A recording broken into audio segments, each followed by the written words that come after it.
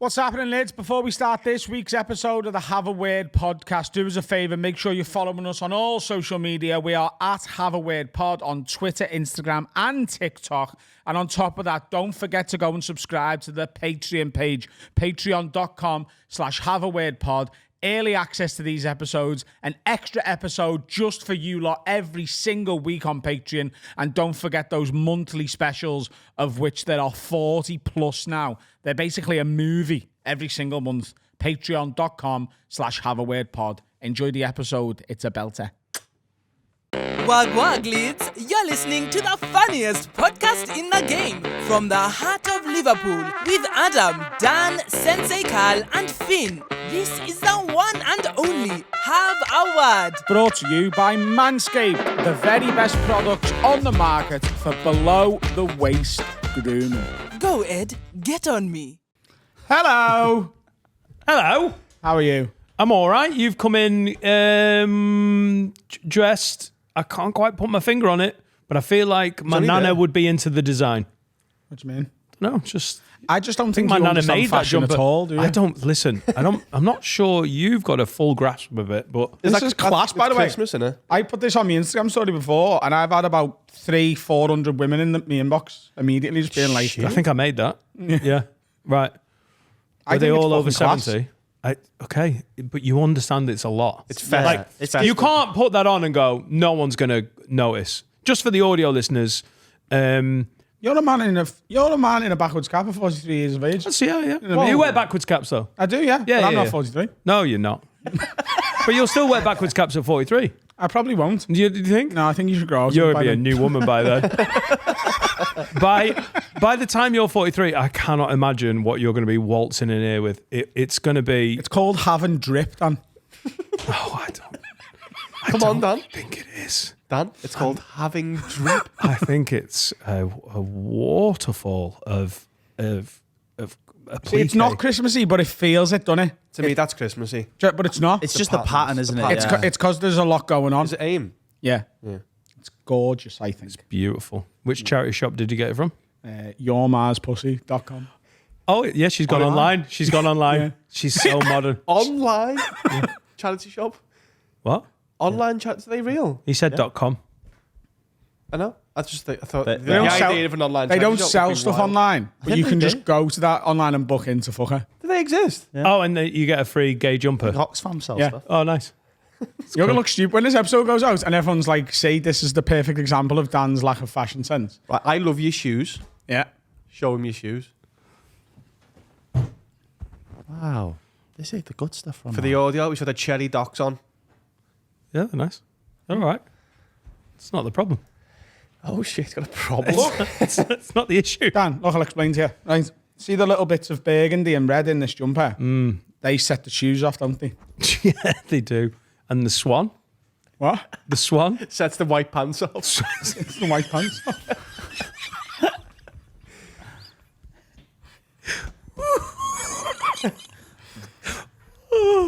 I'm expressing myself. Hey, audio listeners, just check it out. You decide. It's a lot.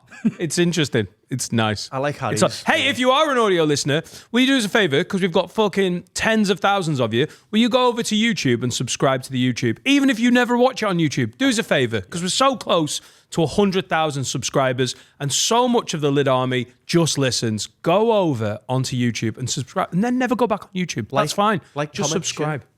I just want to hit that 100k so he can afford more jumpers. Do we get a plaque? We do get a plaque. That's going to be a moment, isn't it?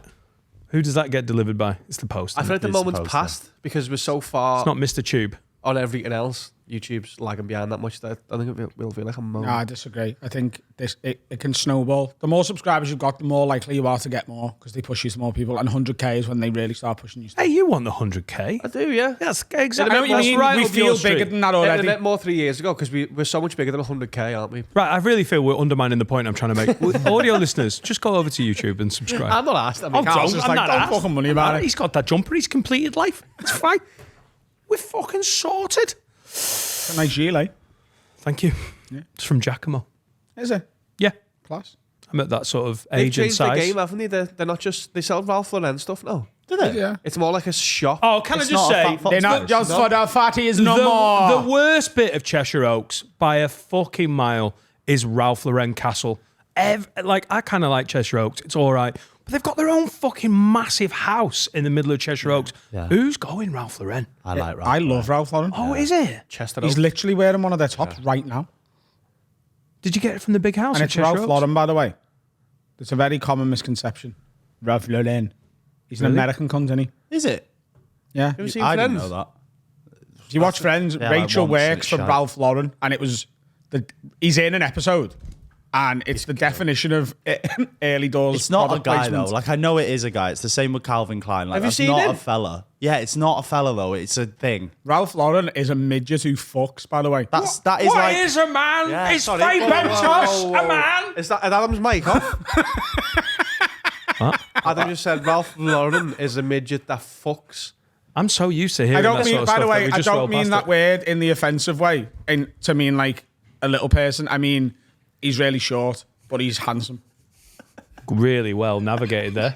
I tell you what. When I called you a midget, I mean think, handsome I don't and think short. any of your detractors. I think they'll be like, "What? Oh, fair enough." Have you Adam. seen him now? he's 5'6". That's a lovely swan. He's So five. is Rishi Sunak.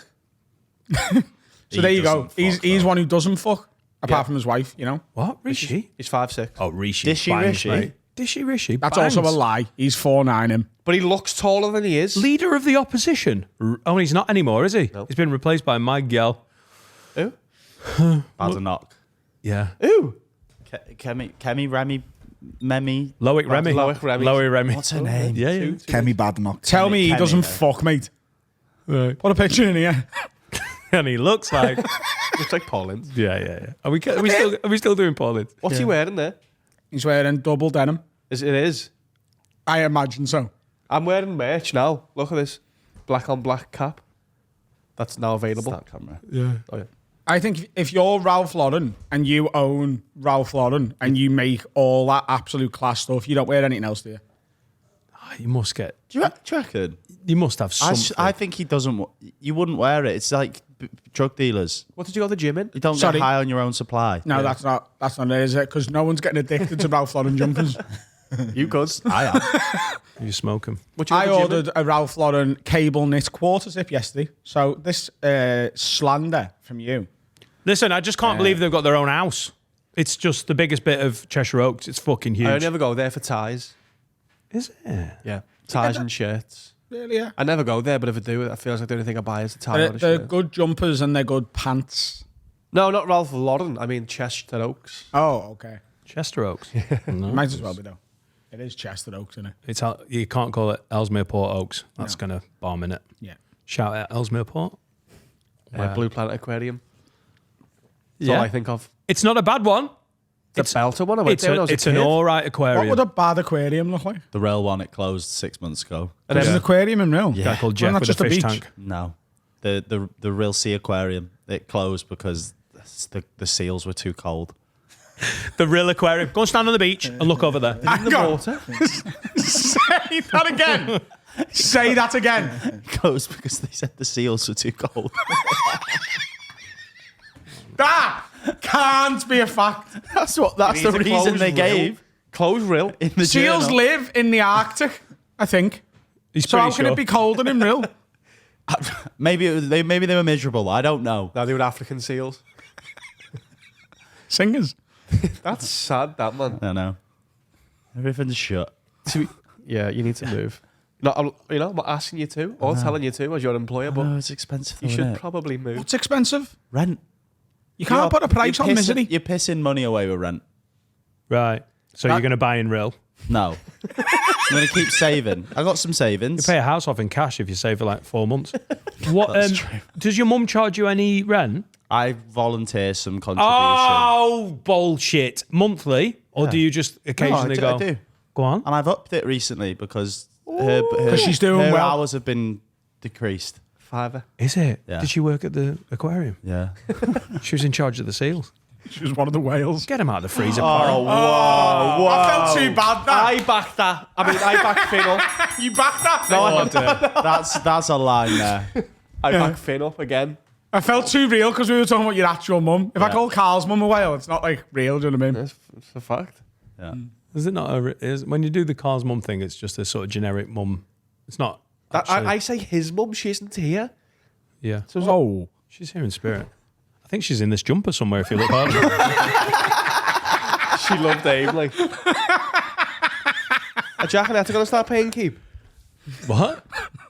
When would you make them start paying keep? How old would they have to Not be? for a while. You know, August Have you next year. thought about this though? Because genuinely, like your generation all moved out when you were like 14 and got flats and that, didn't you? Right? Yeah, we did. I was But working in a mine, so... Our generation stayed in their parents' house till late 20s, early 30s, a lot of them. Your kids might be like stepbrothers level. Genuinely, if it keeps 50s? going the way it is, you might still have Esther and Jack with you when they're like 45. Jack could be older than you before he moves out. Have you thought about that though? Because that is the way the world's going. It's getting more and more. Yeah, They're going but to be there's at least 35. Oh, God. Jack's going to be some kind of like, I don't know, accountant coming home going, Dad, I've shit myself again. And then you're like, me too, I'm 95. What is it about accountancy that makes you shit yourself? No, it's just incompetent. Tax season. You just got to the age. Tax season. Yes, boys, tax season. Oh, not again. I mean, there's a weird balance with kids where you love them to bits and you want them to stay around forever, and also you would like them to fuck off. Yeah. Obviously, I they find can, that with most people though, really. right. Yeah. But most people, you know, don't live in my house and wake me up and make it look like a shithole all the time. As much as I do love them, they are a lot. There's part of me thinks it would be nice for them to stick around, but at the same time, Like, it's entirely possible Jack will be older than I am now and still living with you and Laura. How old did that make Dan? How old are you? 43. Jack's what? he's 30, I'll be 73. They can have the garden office. Jack's down there shadow boxing, getting ready for the event. What's coming up, He's a son? world champion boxer, still living at home with you and Laura. Come on, you're an accountant now. Never mind, these numbers need beating, mate. Dan's shadow wanking in the back room. Because my dick doesn't work anymore. Shadow wanking. He goes to bed every night. His dick hasn't worked in 10 years, but he still does it. Watches porn, doesn't do anything. Yeah, I mean, I would like them to fuck off at a normal age, eh? But the chances are they go to uni and then just come back. That's the thing, innit? Yeah. That's A lot of what people stay, though. I didn't do. And also, once I was out, I was out. I think the next generation, which is their generation, might be the start of people not going to uni. I was talking about this with my mum the other day. Because education's becoming less valued because you can learn everything on the internet for basically free. Make And it also, easier, yeah. people who get even good degrees aren't using those degrees for the jobs they end up getting. Yeah. I think there's going to be a massive shift in their sort of... Etta might just miss it and she might go, but there's every chance Jack doesn't go to uni because he's better off not going. It depends on your field, doesn't 3.5 it? years apart. There's going to be a fight. There's going to be a turning point. But it will be about that. That's half a generation, isn't it? There's a tipping point where we went to uni when they tripled the fees and people went, I'm not going then. That could, like, something like that could happen. Yeah, especially because a lot of degrees aren't vocational, aren't they? They just pick a subject. Yeah. I And wouldn't just recommend study going that to uni subject. as someone who's been, even though when as a mature student, I wouldn't recommend going to uni even now. Unless it's like, you know exactly what you want and you're driven for it. Oh, I would absolutely recommend going to uni. Yeah, but Just not for the to right figure But I out reason. didn't who live you in are, Liverpool. I live in Preston and went, Yeah, not for the right oh reasons, my God, yeah. I need to get out of Preston. You know, I like growing up in Preston. It was sound. But by the time I got What to were you- 18, 19, I wanted out. You lived in Liverpool, so you got to go, I'm going to go to uni and still live here. Like, if you Yeah, but want to that's uni see for university. something else. Yeah, but that's not... Move city then? Yeah, but that's nowhere near as good, is it? Moving city at 18 and getting a job where you're in a work environment with loads of people who already live there. Some of them are older, got family, kids. You get dumped in a place. I've said this before. You get dumped in a place with another 3,000 people who don't know anyone, and you get lent money by the government. It's fucking great. But that's what's weakening But uni. what was your tuition fees? Like 7 shillings and a threepenny bit? Do you know He what? waited for Do you know that what? for I so could feel him waiting. He was like, fucking slag off my jumper, lad. I'm fucking coming for you. A threepenny bit. Threepenny bit.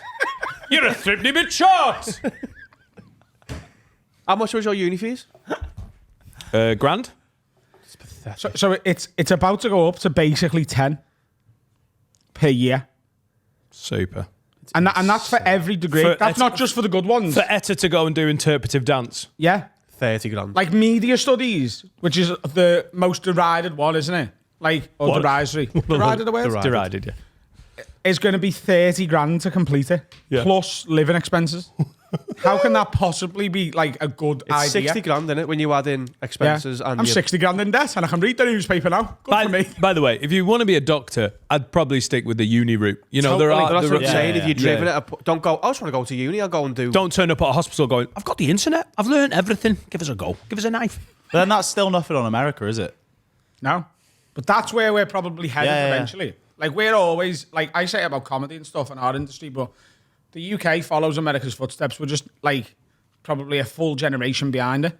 And healthcare is getting more and more privatised. Even under Labour, they're still privatising parts of it. People are still now getting NHS appointments at private hospitals. And that's one step in the direction towards, hey, why don't you just give us, 100 quid a month, and then you get a slightly better thingy, and loads of people will do it, and then that becomes the norm, and then it becomes thousands, and then eventually, that will probably skip everyone in this room's lifetime. But I think in 100 years, that we'll probably be on an insurance-based healthcare system in the UK because it's just slowly being eroded anyway. And I mean, there is a lot of people on insurance-based healthcare already, isn't it? But when it becomes the norm, God, I hope that Labour governments particularly fight for that. Isn't the way to fix uni to make it more difficult to get in? Don't up the price because that is exclusionary, but making it like what Well, that's the way it was, isn't it? Yeah, it yeah. isn't now. It's Yeah, everybody can go to You uni. can't fix uni because it's an industry, isn't it? No, it's but an everyone can go. it's an industry that people are business. making money from, and That's what I'm people saying. want to buy into. So make you the- can't fix it because like you'd have to ban Manchester Met Uni. Like How how? just make it more difficult to go there? no, but why? Why would the unis, universities yeah. No, do that? no. Obviously, why would they do that? But I'm saying. So you want a state-controlled It needs to be university like, system? You need to gain qualification by being good at what you do, rather than going, I'll just pay 30 grand, which is obviously a business. I understand. No, but all Yeah, but of it's what you're just never saying that. just exists, doesn't it?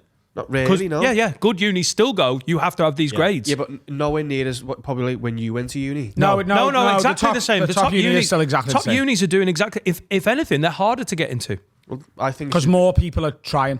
Yeah. And they've got quotas that they didn't have before. Oxford and Cambridge historically has just been where the aristocracy have sent their children to educate them. So they're in a position of power and they make connections, and like it's harder to get into those unis, I would suggest. And it's important that we don't sort of, which I think was what you were doing at the start of this when you said you would advise going, like, don't devalue the experience you get from it. That's fucking amazing. Because Totally, you went yeah. a bit older, Yeah, and I still love that experience. but like he went and did it like a fucking student does it and had 3 or 4 years of fucking debauchery and like I did that. fucking Just we didn't go to uni. Yeah. You can do that if you just get the loan and then fuck off and share it with your mates. I get the point though. It would be annoying if Etta was like, I'm going to need 120 grand here to go to uni, and then she finishes that degree, comes back home and applies for a job that she didn't need a degree for. Yeah. That's where, how much is that experience worth? Because mine was immense. I don't know if I would have found stand-up in Preston because we didn't have a comedy club. It was being in Newcastle that got me into a comedy club. And also the people you meet and just that was hugely important as well. Yeah. But what you just said is the reality for so many people. So many people that I went to uni with, that is the thing. We all did journalism for 3 years. And then because there's so many people, there aren't that many jobs. So they get to the end of it. Before I got this, I applied for a job at Heron Foods and got rejected. To do their media. To do their media. First to just person work we in the fucking hired shop. was a heron reject. I've seen what's happening with journalism though. People with followers are getting jobs over people with. So if you've got 20,000 Twitter followers or Instagram, you're getting put above somebody with an actual fucking Of course. journalism. And that's happening in comedy clubs in America. It's so bad. They're starting to have TikTokers headline comedy clubs and filling the bill with stand-ups, and the stand-ups are fucking murdering like they always do.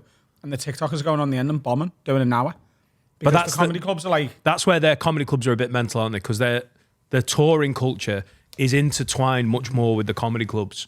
That wouldn't happen over here. The Glee or the Comedy Store aren't going to go, yeah, he's not a headliner, but he's got Twitter followers or TikTok followers. 10 years, mate. Hasn't that happened at all? I remember seeing a couple of times in Hot Water. It was like, oh, he's just got a famous video and now he's on. You shouldn't be on. And he's poo. I saw it like a handful of times. Me and Adam have discussed this before, but I think it's such a huge shift for British comedy clubs to change how But isn't they the cult of sell their personality tickets. switching it though? It's already happening. Like we disagree on this, but it's already happening. It's not happening on a weekend bill, though, is it? Like, they're not giving touring level fees to a headliner and then paying the supports less. Not yet in the weekend comedy clubs, no. But weekend comedy clubs, if you look at the lineups, the bills are often, and no offense, abysmal. There's comedy clubs that I've seen recently where I'm like, none of them are capable of closing, and it's because a lot of the people who are capable of closing are now touring. But that's the argument I make. That's on my side of the argument. Yeah, it is. Because I think touring comics, as soon as you can sell tickets to your own show, you're gone off the circuit, which leaves a dearth of talent in. Yeah, but not that there isn't some fucking brilliant circuit comics. But what I'm saying is eventually those weaker bills will mean people stop going to comedy clubs, and in order to get the audience back for weekend comedy clubs will start paying people on the lower end of that touring spectrum who can bring people in and are capable of closing to close the bills. And to do that, they'll have to give them money where it would compete with them doing their own tour show in a little art centre down the road. And that's the next step. So that's the step that I don't think is going to happen. So I understand. So how there's changes afoot. I get it. If you've got a social media influence, you've got more chance of getting in the door or whatever. I know promoters, some do think like that. But that jump that you've just made is a huge jump. Because I know having been mates with the Frog for years, the Frog and Bucket in Manchester, they haven't got the money to pay a support bill and give a headliner £1,000. No, they won't. The support money will go through the floor. Well, they're already on. I mean, it'll be 30 quid, right? And the headliner will get $1,000. It just put a tour show on. That's so bleak. You know what I mean? Like, but okay, so. What will the comedy clubs do? Let's just say I'm right, because it is already happening. Let's say comedy clubs start losing audience because there's only a finite amount of people who want to go out and see comedy. That number exists. We don't know what it is, but there's a finite amount of people who this weekend in Liverpool, Manchester, or Piccadilly are going to see a comedy show, right? And there's more and more touring acts drawing those tickets. I totally agree with that. So when that keeps going that way and more people are touring and more people are leaving comedy clubs and going to smaller places to go and see the guy off their phone, when comedy clubs reach their sort of below break-even point and they're not selling enough tickets to sustain their weaker bills because every good actor's fucked off and started to try and sell tickets, what is their move? Because that's why I think I'm right, is it will reach a point where they'll go, well, we've got to get them in to start selling the tickets again, because they can't just keep going with weaker bills until they dwindle. And my point is, if you can sell tickets, why would you let a comedy club give you a worse deal and put support acts on before you? I know that's the American style, but that's so entrenched in the culture of live stand-up. Because I think the comedy clubs will take a bit of a burden of the promotion of it. So whereas like I could put a tour show on in, let's say, the Epstein Theatre, 350 seats or whatever it is. And Hot Water's a bad example because I do think Hot Water are a big enough name, and I think actually the Comedy Store in London might be a big enough name to survive this. But because they're brands in their own right, okay, let's say Manchester. So you've got that Dance House Theatre, which is 400 tickets, and the Frog is what, 250, say? Yeah. Something like that. So if the Frog can come to me and go, you don't have to promote it, we'll promote that Adam Rowe is at our club. Yeah. And we'll give you 60-70% of the door. Instead of you going to the dance house and having to do all the promotion yourself and getting 70% of the door there, why don't you come and do 3 nights here for us? And then next year, then that's when you put a proper tour show. I can see the reasoning of it. So I think them taking a chunk of and promoting it the way they currently do, but having a name to sell it on will benefit them, and it will mean the act doesn't have to be constantly tweeting and hitting their own mailing list going, hey, yeah, I'm at the Frog and Bucket this weekend. As long as those acts can build up their following and sell tickets on their own, that jump when it first happens, when I see a comedy club do that, I will be gobsmacked. That is, like, I remember talking to Freddie about this 4 years ago, and he was like, it's 5 years away, it's 10 years away. And you're like, yeah, well, we're 4 years down the line, and it has not happened.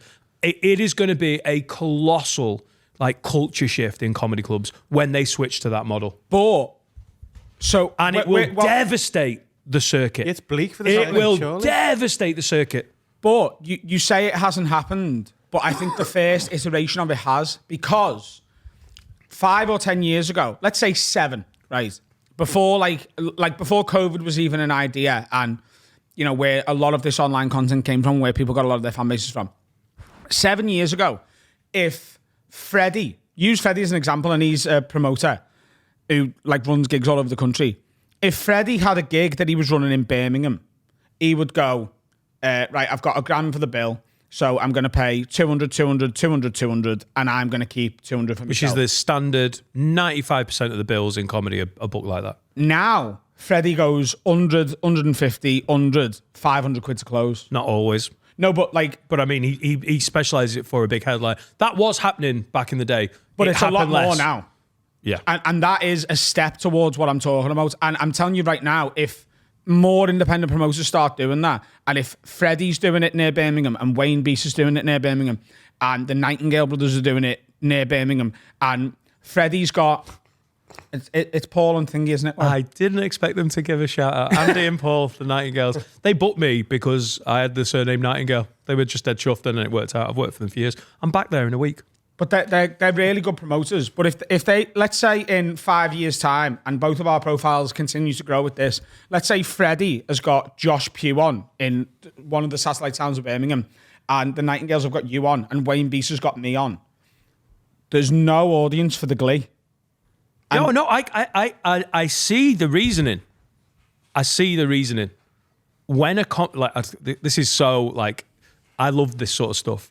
But when the Frog, because you're right with the hot water. Hot water have changed the game anyway, and so many clubs have copied them. When a club changes their booking theory, that will be so seismic. Listen, you're right. There is evidence that independent promoters, they do think differently now. There's always been headliner fees that are bigger. I remember the TV credits thing's been a bitching point on like forums for years. But if the Frog do it, or the Comedia in Brighton do it, oh my God, it's a huge change in how we do things. And I mean it, it will make the circuit a horrific place, because it will mean that the amount, there's probably 300, 400 comics making some sort of a living from stand-up in the UK at the moment. I mean, decent, pay the bills. That will go down to 50. Oh my God. What happens then? Because then surely most of them have to get jobs like COVID. Yeah. And then you lose. And then they all localise, which is what happens in the States. They don't travel. The support acts are in their little area. I do think something else could happen as well, which is, so the exceptions to this in the States are New York, LA, and now Austin, right? Because there's so many comics there. Yeah. So if it got to the point where there was so many comics in a lot of the towns, and Liverpool and London might be like this, it will just become, the bills are stacked with people who could sell the room on their own. Oh, London will never ever change to this model. No. Because they already, like, for years they've been paying, I mean, the good clubs maybe not, but most clubs are like, oh, it's 100 quid because it's London. Yeah. Because it's literally just an economy thing, isn't it? It's like supply and demand. If you have like hundreds of comics in London who would much rather, like Hal Cruttenden, who was on one of our very first episodes that was filmed, he famously was like the quadruple comic. He could do 4 or 5 gigs in a night because he's smart and he's organised and everyone wants him. So he'd do 5 gigs in a night, but he'd be getting paid 100 quid, 80 quid, 100 quid. So over the course of the night, he makes a decent living. That only could happen in London. Now, Liverpool and Manchester might be different. Maybe around Glasgow. Yeah. I think they could follow that suit, but then comedy clubs would have to be okay with the comics on the bill trying new stuff on a weekend, even though they're getting 200 quid to do a set. And it would have to be like New York, where Schultz goes down to the Comedy Cellar and does 7 sets on a night, and he starts the night with an idea and ends it with a bit. Listen, I'm not totally disagreeing with you, because there are culture shifts, and you've been a part of it, we've been a part of it. Like when you asked me to support you 6 years ago, do you remember at the Arena Auditorium? That was against the culture of stand-up, where if you were on a tour or you're doing a one-man show, you got a less experienced, younger support act. That was the norm. It was almost like a pride thing as well. Yeah. And Adam asked me, and I was like, I was already at Hot Water. We always got on. I was like, yeah, it's great. I'll go and play to 1,100 people. It was a great night. And then I had to fuck off because I had gigs. Now, so many other good comics. Like, who did I have support last year? Nick Wilty is a guy who's been going longer than me. He's a fucking excellent comic. And I asked him, I reckon 6-7 years ago, if I'd have asked him to support me, he would have maybe even taken offense to it. And what I've never said on here and doesn't need saying, there's a couple of older acts that I asked to support me at times and they didn't even answer the message. Oh, really? Yeah. Yeah. You know, it was sort of like, well, fuck you. Why am I supporting you? And you're like, because I can sell tickets and you because Ishan's going on tour and I've asked if I can jump on at some of his dates. Like, it's not, it's about comics you rate, and it's not a pride thing. No. But that has changed. There are culture shifts. Yeah, but you are supporting. No, there's nothing wrong with that. Yeah, but like, why should I support you? I'm better than you. I'm bigger than you. I'm older than you. I'm more. It's a mad way of thinking. You basically, someone's going, hey, I've got a really great crowd. You'll have loads of fun. I'll pay you a bit of money to cover you. It just come down. That didn't happen. Now it happens regularly. Yeah. But anyway, yeah, it's Ralph Lauren. Right. Just, you know. Yeah. I don't know. A lot of people. I don't know if I can change that, you know.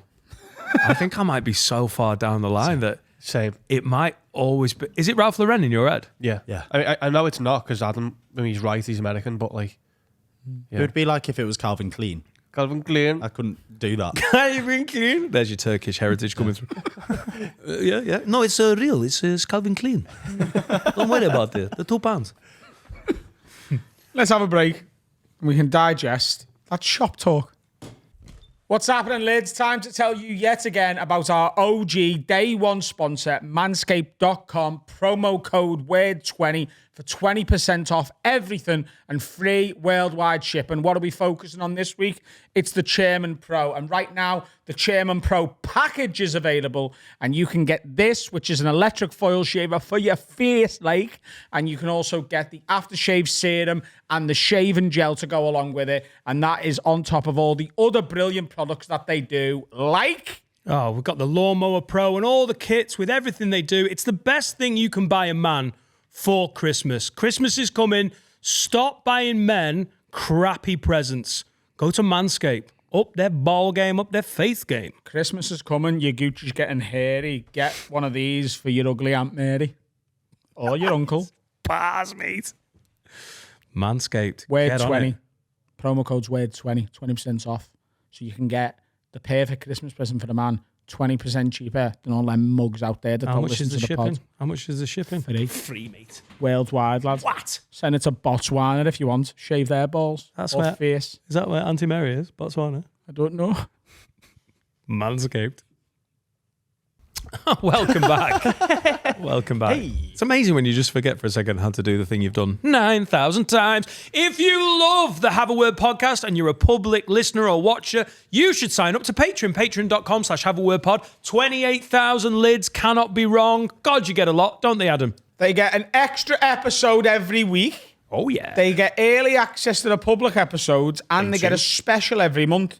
And they also immediately, second they sign up, Dan, to this, lad, they get access to the entire back catalogue. What? For £3. Jesus. You could sign up for £3 right now, watch all of it, and then just fucking unsign. But don't do that. Don't do that. Because then you'll miss next week's.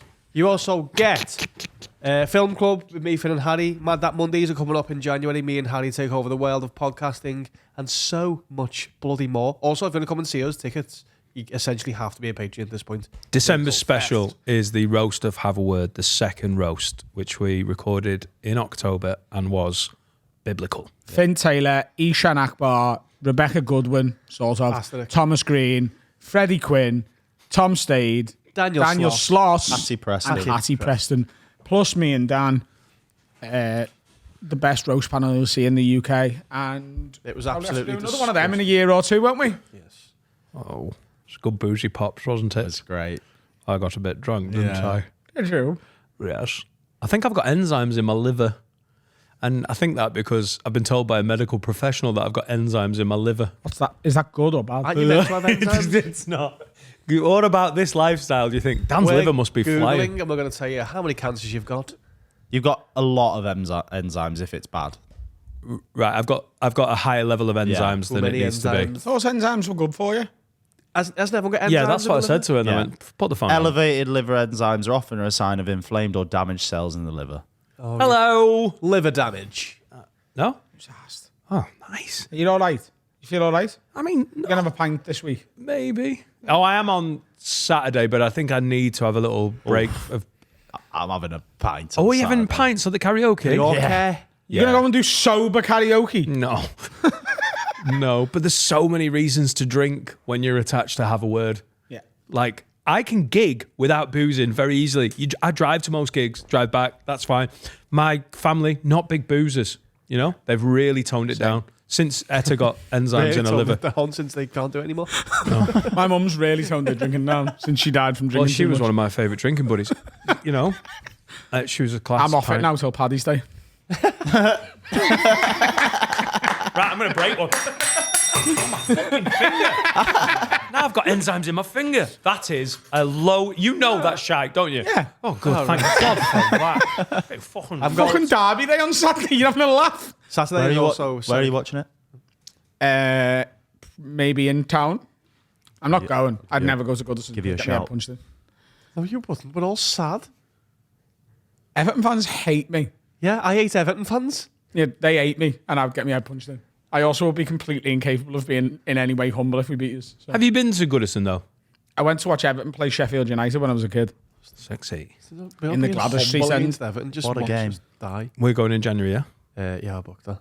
Saturday is Serica's dress trying on day, and I've got to be there, but I can't. For the wedding or just? I can't. She's spotted a new dress. What? I don't think you're meant to be any Well, part. I'm not, but I've got to be the chauffeur. It's in their mum's in Lytham, so I've got to take everyone down and then sit in the other room. Why have you got to be part of that at all? Do you mean? Why have you got to take anyone? I'm just driving them all down so they can have a glass of wine and stuff. Just get them an Uber. An Uber to Lytham. I'm back. What fucking Johnny Millions? Johnny Millions.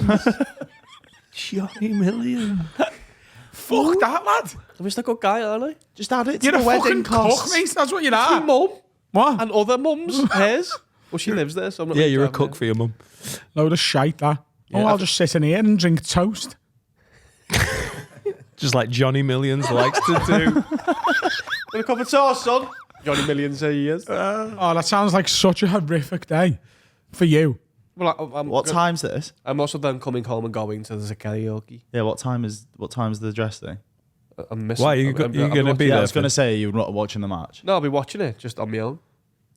He wouldn't watch it with me anyway. The last time he watched it with me. We won 2-0. No. Yes, I put £1 billion on it. No, it was the one. It was No. the one where Henderson scored, but it was offside. No, me, you, and Jack watched it in his now house, your house, and we won 2-0. And that was the Really, last yeah? time. And Jack was pissed off because I was celebrating, and you went, lad, let him have it. Oh yeah. You just went, lad. We'd already won the league, hadn't we? No, it was That was the year after the Anfield one. We won 2-0. when there was no one there. Yeah, it was Yeah. DCL and Sigurdsson who could not be named. No, Richarlison and Sigurdsson, sorry. But yeah, Saturday. I mean, I do get to go to the karaoke afterwards, so that'll make. Is Sigurdsson, is he just... He's playing. He's playing in Iceland. Oh, he's gone back to Iceland. It's not because he did nothing wrong. He just got extorted, and everyone thought he was a paedophile. Well, he did. He He cheated did on his fuck a wife. child. No, he didn't. No, because that Not to would be put too something fine wrong, wouldn't point it? on He it. didn't do anything wrong. He didn't. He fucked somebody of legal age, which is obviously like a horrible thing to say. He didn't break the law. He got extorted by a gang who claimed she was underage. Got found not guilty, and now his career's over. Well, he's an Iceland. What? That doesn't ring true at all. You can She- she wasn't underage.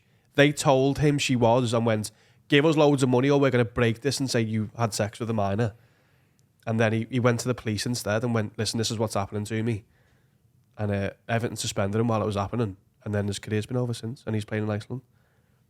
I'm gonna have a look into that. 50 million well spent. 40.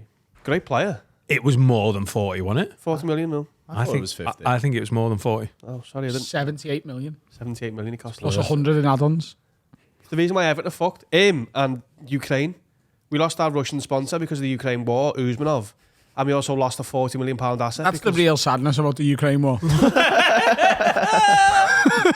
Everton would be in the top 6 if it wasn't for that. Well, we lost 2 big assets in 1 year, and FFP fucked us. Oh, There's stop a- fucking whinging. Let's do No, some if he questions. gets to be happy about Liverpool, I can be sad about Everton tonight. No, you always are. That one now. You always are. We've got some. I went for a 5k run this morning. There you go. Sorry. I knew, man. I'm gonna try and me plan for December is do as many 5Ks as I can. I'm gonna make this work with the jingle. We're just like, Where's your- Adam, have you done any 5K runs recently? I just told you. Oh yeah. So This morning? I'm gonna see how many I can do in December in total. Because they're the Sands Dash. That's one. Did one today. 2. that is I reckon I can get 20 by the end of the month. class. It's a very healthy is- December. Huh? Which is how many K? 100. 100K. That'd be good though, wouldn't it? Good little like I haven't got like zero. a specific. I know I've just said 20, but I haven't got like a specific target in mind. I just want to see how many times I can just get up and go and do it because it is only half an hour ish. You're absolute runsman, aren't you? I just know like what I'm trying to do is I'm trying to offset the unhealthiness that comes my way when Liverpool are competing for the title Right. because there's a lot of Guinness and then Chinese food or kebabs. And Christmas. So runs stops the runs? Poo?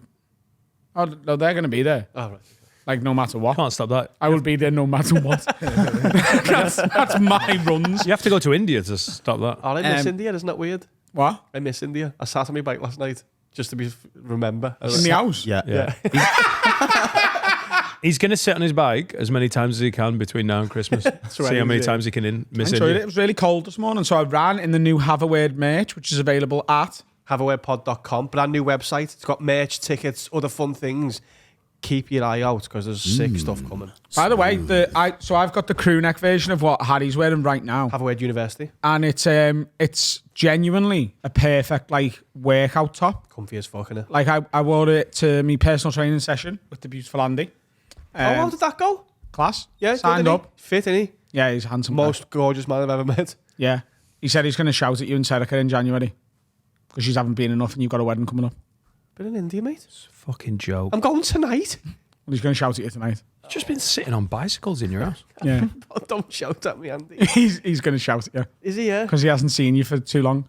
I know you've been in India, but like he's seen me more recently than you, and that feels a bit much to him. You've been going though. I've been in India, Dan. No, but I mean, you've been. I've been this previous year, to India, yeah. I think you must have cancelled the last one before India, maybe, and he's like, I cancelled it because it was on the morning we flew. well, there you go. He's probably just a bit like, Pathetic. fuck you, and he's going to like slap. He said, you're both getting a slap. Oh, shit. He's beautiful and I love him, so we can How slap much did you pay? me. Enough to get slapped. But I got a good vibe from him. Good, innit? Yeah. Just lovely. And if you look like that, you go, cool, you know what you're talking about. I don't know how his scales work, though. I don't believe them. Oh, don't matter. Yeah, yeah. Why, you massive or tiny? They're not the same as my house scales. Yeah, but if you move your house scales, the house scales are shit, aren't they? It wasn't the weight on it. That's fine. Like, he weighed me at fucking 6 o'clock at night, and I just had a fucking hog That's roast. insane. So, like, Let's go for next week, though. yeah, it's class, innit?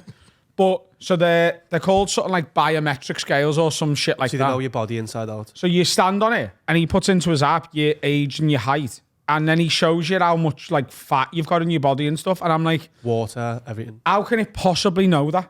Just gets a sense of it. How can it know? I just don't believe it. I think it's a load of shit. I think someone's invented an app and he's bought it. That's the one thing I was like, you shouldn't believe in this app, kid. No, it tells you how much weight you've put on. Because I remember I put, Yeah, scales do that. but I remember I put like 3 pounds on. I was like, oh, fuck. He went, yeah, but 1.5 pounds of it is muscle. So, you know. But how does it know that from your weight and height? Yeah, I don't get it. Oh, you're this tall and you weigh this. So, but like if I lost, so like based on what he weighed on me the other day, if I lost 3 pounds of fat and put 3 pounds of muscle on, how does this weighing scale know the difference? It's I'm not, still the same height and not age. just That's using- all he put in was me weight, me height, and me age. No. And it knew how much fat I had. well, the metal plates on the thing obviously send something from your body. It's the same as wearing like anything on your wrist that does the same, like an Apple Watch. Do you trust that? Because it's the same. It's I just trust it knows how long I've been running for and where I've It been. knows your heart rate and stuff. How Did you does have it your know socks? that? It's measuring my heart rate. Did you have your socks off? It can measure your blood Yeah, oxygen and You have everything. to take your socks off. Oh, that's fair enough. It's the socks, innit? Oh. Sorted. Thank you. Hang on, did you not know that? What do you mean? I thought it was just weighing you and telling you. I genuinely didn't know. Oh, it it's pissed me metal. off because I was like, I don't believe you. It's metal plates and it senses the gear through your feet. Yeah, mad. It can see They're how much clashing body up. fat. Give me so much you've got information. from the Body fat, like water, He retention. did say I've got really good muscle density. Yeah, yeah. He we did know actually. that. And he said it'd be easy to put on muscle and lose fat. He went, you've got you're dead fit, dead hard and funny. Yeah. It's amazing. This tells me you're a mathematician at heart. But like he was like, I bet you when you actually put the effort in, you lose weight like really quickly and get fitter quickly. And I was like, yeah. And he's like, it's because you've got massive muscles and everyone's a maggot. Cheers, Andy. And then Shout they out gave to it a Andy, good by the wipe way. because it touched Adam's feet. He's the go-to PTs. Shall we do a question? Josh Shaw says, £100 million in your bank account, Yes. but you get dropped in a random part of the ocean for 30 seconds every day for 5 years. Caveat, it can be literally anywhere from a couple of feet from shore to slap bang in the middle of the Pacific Ocean. You get to choose the time of day you get dropped, and once 30 seconds are up, you're magically teleported back home. Oh, you have to get yourself out. No. So it's 30 not, seconds, you're just in the middle of the ocean on your own, though. Is it's that not 4 a.m. and you're a kip, and then all of you're in the Adriatic. Pacific Ocean, mate. Fuck in that. some places is that not instant death though? Like in the Arctic. Oh, yeah, you could What? freeze. In the Arctic, would you not get hypothermia? 30 seconds? It's just a good cold plunge, that. Yeah. Is it not colder than a cold plunge? Some of it is, yeah. I'd have to just do this. La la la la la la la for 30 seconds. You'd survive for 30 No, seconds. you need, Right, okay. you can't put your fingers in your ear. La la la la la Imagine la. something touches your leg there, though. Oh, that'd be I'd be longer than a treadmill. 30 seconds. What are the chances you get eaten in that 30 seconds? I think that's Very. you'd low. have to be very unlucky Yeah. to have a like even tiger sharks, which are the most dangerous sharks apparently. They like hunt in packs. They've got all the lads and they groups and they circle, and then one of them goes up and nudges and goes, "What the fuck's that?" And they go, "It's sound maggot," and then they eat it. So I think 30 seconds, you might get a nudge off a Would you have tiger to shark. permanently wear a wetsuit though? Because your clothes would get ruined. Yeah, but how much money do you get? By the way, 100 million. you get to pick the time. Oh, So right. it's not just like, oh, you go, right, now. Yeah. Oh, right. I thought they meant like you could go what a ball half like six. that would be. It's like putting the bins out. You just go, "Oh, it's been a lovely day today, hasn't it? I'm ready for bed." And then you go, "Fuck, I've got to be dropped in the ocean for 30 seconds." Yeah, but my bed's also like fucking made of diamonds, isn't it? For 100 mil. Johnny Millions is back in, drinking his pints of toast. I'd do on that. his bed of diamonds. He knows how to live. I'd do that, and no one's more scared of the sea than me. I'd do that. 100 mil. That's like life-changing money, innit? 50 mil? Yeah? 10 mil? No. Oh, 20 mil? So you do have a price. I'm going to say 30 is the limit. 29.5. No. No. no. No, because you'll play this game forever and go, we're going to land somewhere. Yeah. I will, yeah. 30 mil, I'd say. 29.7. Yes, I'd do it, yeah. Okay. 29.6. No, let's not play this game. 29.69. No less than 29.5 million. 29.45. Couldn't do it. That 50k. No one's more scared of the sea, and yeah. Oh, I am scared of like the sea. You jumped in the sea and instantly regretted it when we went to... 100%. I'm scared of sea monsters. I'm not quite as like manic about open bodies of water as you seem to be, but I totally share the fear of all the underwater creatures. But 30 seconds. Yeah, I'd be fine with it. I just have to go... Is it 5 years, is it? How many years? 5 years. So many times is that? 5 times 12? I suppose, 60 like- times. Every day. Oh, every day? Every day. Oh, bruh. I thought it was once a month. Did you So just I hear know, what you I know wanted- you're saying like 30 seconds a day makes it unlikely you're going to get eaten, but to just do the maths on it, 30 seconds a day would be 3.5 minutes a week, which would be 175 minutes a year, so 3 hours a year. But you would always be in dangerous water. 50, I don't even know if I've got that right, but I think it's 15 hours in total you're going to spend in the ocean. Yeah, but I retract my answer.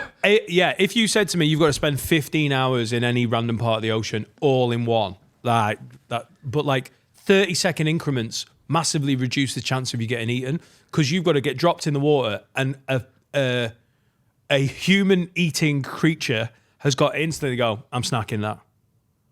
That seems like I'd love to see the maths on that. I'd love to see the maths on how much it does reduce based on the increments. But you're also not like, you're not going to be in dangerous waters all the time. You could be dropped in like the lake. oh god, imagine if you just got dropped The next to a lakes. polar bear. Yeah. Is that in the ocean, is it? Is it only oceans? Yeah. Yeah. A random part of the Did ocean. you listen to any other questions? I don't listen to much that Dan says, no. Oh, Peter Lloyd's. Lovely. What? Once a month for £1 billion? I have to wet my hair once Gotta every do 2 some years. lengths. I'm taking it away. No, because it's every day, ultimate fear every day for me, isn't it? No matter- But would, But you'd like, face your fear honestly, after about a a week. month in, the fear would be gone. The chance of you getting eaten wouldn't be, but the fear would. Like, I'm not scared of getting you- eaten. what are you scared of? I don't know. It's the unknown. I think that's most fears, isn't it? But again, that would be gone after a month because you would know. But I wouldn't know. I don't know. No, what- you would feel like you know. Yeah, maybe then. But I'd have a terrible month.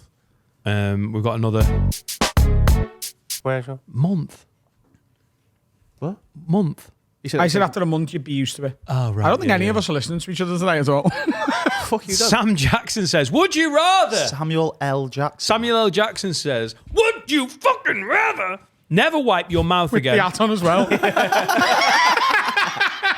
Does Marcellus Wallace look like a bitch? Never wipe your mouth again or never wipe your arse again. Wipe your mouth. I don't know the last time I wiped my mouth. I want to now, though. I suppose you do it more than you think when you eat. I mean, I was covered in garlic mayo at the Sex Christmas club. market. If I had So to you walk can around, wash your face. if I had to walk around forever with garlic mayo, Because you on had my to mouth, it'd be- you tried to deep throat a tornado I potato. successfully deep throated the tornado potato. I think I could be careful You've enough come a long way, babe. to not get stuff all over my face so that I don't have to wipe my mouth. I have to poo. Yeah, you have to poo. You get a bum gun. But you're pooing in the wild gets crazy.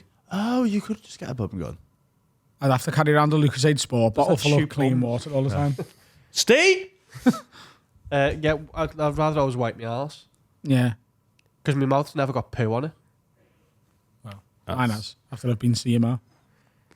Why does she make poo butties? No, I look an asshole. Ah, that'll do it. And occasionally there's some remnants of poo in there and it gets caught in the beard. That will do it. If this is your first visit to the Have a Word podcast, this is sometimes a lot of what we do. And I understand it is a little bit, it's shocking in places, isn't it? But there's so much funnies. Enjoy your cornflakes. Now it's time for... We're doing it. It is very easy to forget, isn't it? That It's- this, like, some people listen to this at like 7 o'clock on a Monday morning. By the way, what's all this Bova gear that I'm seeing? What? You're not allowed to drink milk anymore. It's got this special stuff in. Everyone's boycotting it. You're not seeing it? Bova. Over these nuts. No. That would be why didn't they just do that anyway? No, there's a new conspiracy like Bova. It's something. Can you Google it? Yeah, I'm on it. Everyone's like boycotting Cravendale and Lair Pack and other items. What is it, like a chemical they're It's to throwing stop in there? cows farting. I haven't got any cows in me butter. You have. I don't mind cows farting. They stink anyway. No, but it's ruining the world, isn't it? So they've put it in. I've been to India. I don't think the cows farting was the problem. The pollution in Delhi wasn't just guffs from dairy. But it's like weird Karens online now. Yeah, it's not. It seems like a Matt Letizia kind of thing. Just from reading one article, they've just added a thing to reduce enzyme. methane gas in the cows. It's to stop cows boffing, but apparently it kills humans. It doesn't. It's the new thing. Just thought everyone had seen it. Does Yeah, not about what pose Tony any- Blair did. A rat. Putting a chemical in milk Back to when he stop was war crimes. Prime Minister, not President, he looked at the data and people were having more strokes and heart attacks and stuff, and it's because of the sodium in processed food. So he called a secret meeting that he never told anybody about. Don't ask how I found out. He didn't tell anybody, even the people to meet him. He was just on his own. He got like Marks and Spencer's, Tesco, Heron Foods, Iceland. Heading getting in the top 3 above Asda. Listen, I'm loving the bullshit, but I have to do that one. Called a meeting and he was like, Get Heron here! Don't give Finn a job ever. he's like, yeah, listen, there's this fucking Welsh Turkish gun, don't like him orders, ma, and she's addicted to Poirot. So fucking shite that. Like, don't hire them. Don't tell Kill anyone seals. Kills everyone. And he was like, you're all going to have to play by the same rules because it's crippling the NHS, the amount of like salt in all the shit. So for a 3-year period, you need to reduce the salt in your processed food by 10% each year for the next 3 years. And they all did. And it brought everything down. Was that What, the and start? they Was stayed that at the that start of level? the traffic light on the traffic light stuff on Possibly. Panic? But like like no one ever knew about this meeting, apparently. Did it Apart from stay, the guy that told me. did it stay at that Uh, level? What? Did it stay at 30% lower? Yeah, I think so. Okay. So Tony Blair, hero. He's done something good. Yeah, I just there you go. look. I'm Done just loads saying. good. I read an article and I'm just passing the information on. Well done, Tony, lad. Yeah, I saw the TikTok. yeah. Thank you. We've got some. X. We've got some X. You don't like when people do He can't it. hear that. All right. Amy says, So if you've got icks, if your partner or anyone that you might want to fuck or thought about fucking does something that you don't like, send them in. haveawordpod@gmail.com. Amy says, I went on holiday with my boyfriend and he was snorkeling in the swimming pool with the big snorkeling goggles on. Dried up my pussy. Yeah, what are you doing there, lad? Yeah, I'm always on the side of Man yeah, play. Yeah. but you can't be doing that, lad. Snorkeling in the pool. Looking at women, probably. Oh, actually, I like it now. No, fair play, lad. Trying to find Can I coins. tell you what I did in the sea in Egypt? No. So Big wee. probably all the women in Egypt or most Muslim countries wear full burqa. So the sea was full of women in full burqa and men not in full burqa. Me and Serica were in the sea. Obviously, she's not wearing the burqa because she's a Muslim. She had a swimsuit on. So all the men were swimming near us underwater and basically looking at her Yeah. to the point where it was getting like a bit ridiculous. So I took me shorts off and was bolloco in the sea. And then all the men started shouting at me. Because you had to cook out. Because I'd be cock out. Like, what are you doing? I was like, why are you looking? Just do your Egyptian again. What are you doing? And then they told me that Serica in Egyptian means stolen and threatened me. It wasn't a threat, but it was a subtle threat. So I How did they all know her name? Because we were speaking to them like, you know, Shouting it. get mates with them. Get your dick away. What's her name, by the way? So I can tag it online. But yeah, they were pissed off that I had my dick out. I was like, why are you swimming in the sea? I think a lot of people get annoyed if you get your dick out in a swimming pool. It wasn't the swim pool, it was the sea. Oh, it was the sea. It can't be illegal to have your dick out under the sea. That's the Little I Mermaid song. cannot It argue. cannot be illegal. It can't be illegal to have your dick out under the sea. Yeah, No, it can't It's be. international waters. Hang on. As soon as you get in the sea, you're not in international waters. You didn't have your dick out in international waters. You had dick. You can't murder someone like with your feet wet and be like bang. International waters. You're on the beach. So where does international water start? A while out. Ask You know, him for a friend. you can get your dick out 30 seconds a day. Yeah, and they were all pissed off. I was like, it's insane. You're just trying to look at me partner's boobies and arse. You're scared. You're scared of open bodies of water. I've been to Egypt. I swim in the sea. The sea in Egypt is moody. I saw a barracuda. It looked It was the sea where it's lovely looks and scary. clear. The barracuda is scary. It's what killed Nemo. His mum. Oh, I thought a barracuda was like a fucking giant evil eel thing. Right. Can I just Google barracuda so I know what it looks So like? the sea in Egypt, Dan, was clear, crystal clear, and then it was one of the ones where it drops off. Oh, And I the would shelf. rather shove a pine cone up my ass every minute of every day than go So over the shelf. the where we were, Fucking hell, they're terrifying, aren't they, them? yeah. I'll put a picture in. Also, someone shouted barracuda at the top of the voice, and that really sold it. But like, it sounds like No one went, oh, there's a barracuda. Someone went, barracuda! And that was it me. I'd never. I'd have thought that was a terrorist attack, personally. It sounds like it's something you'd shout when you jump in the pool. Like cowabunga. Barracuda! Oh, That guy's got his dick out. Yeah, but you could, don't look at me partner if you don't look at me dick. Getting it on the That's new what you merch. always say. That's going on new merch.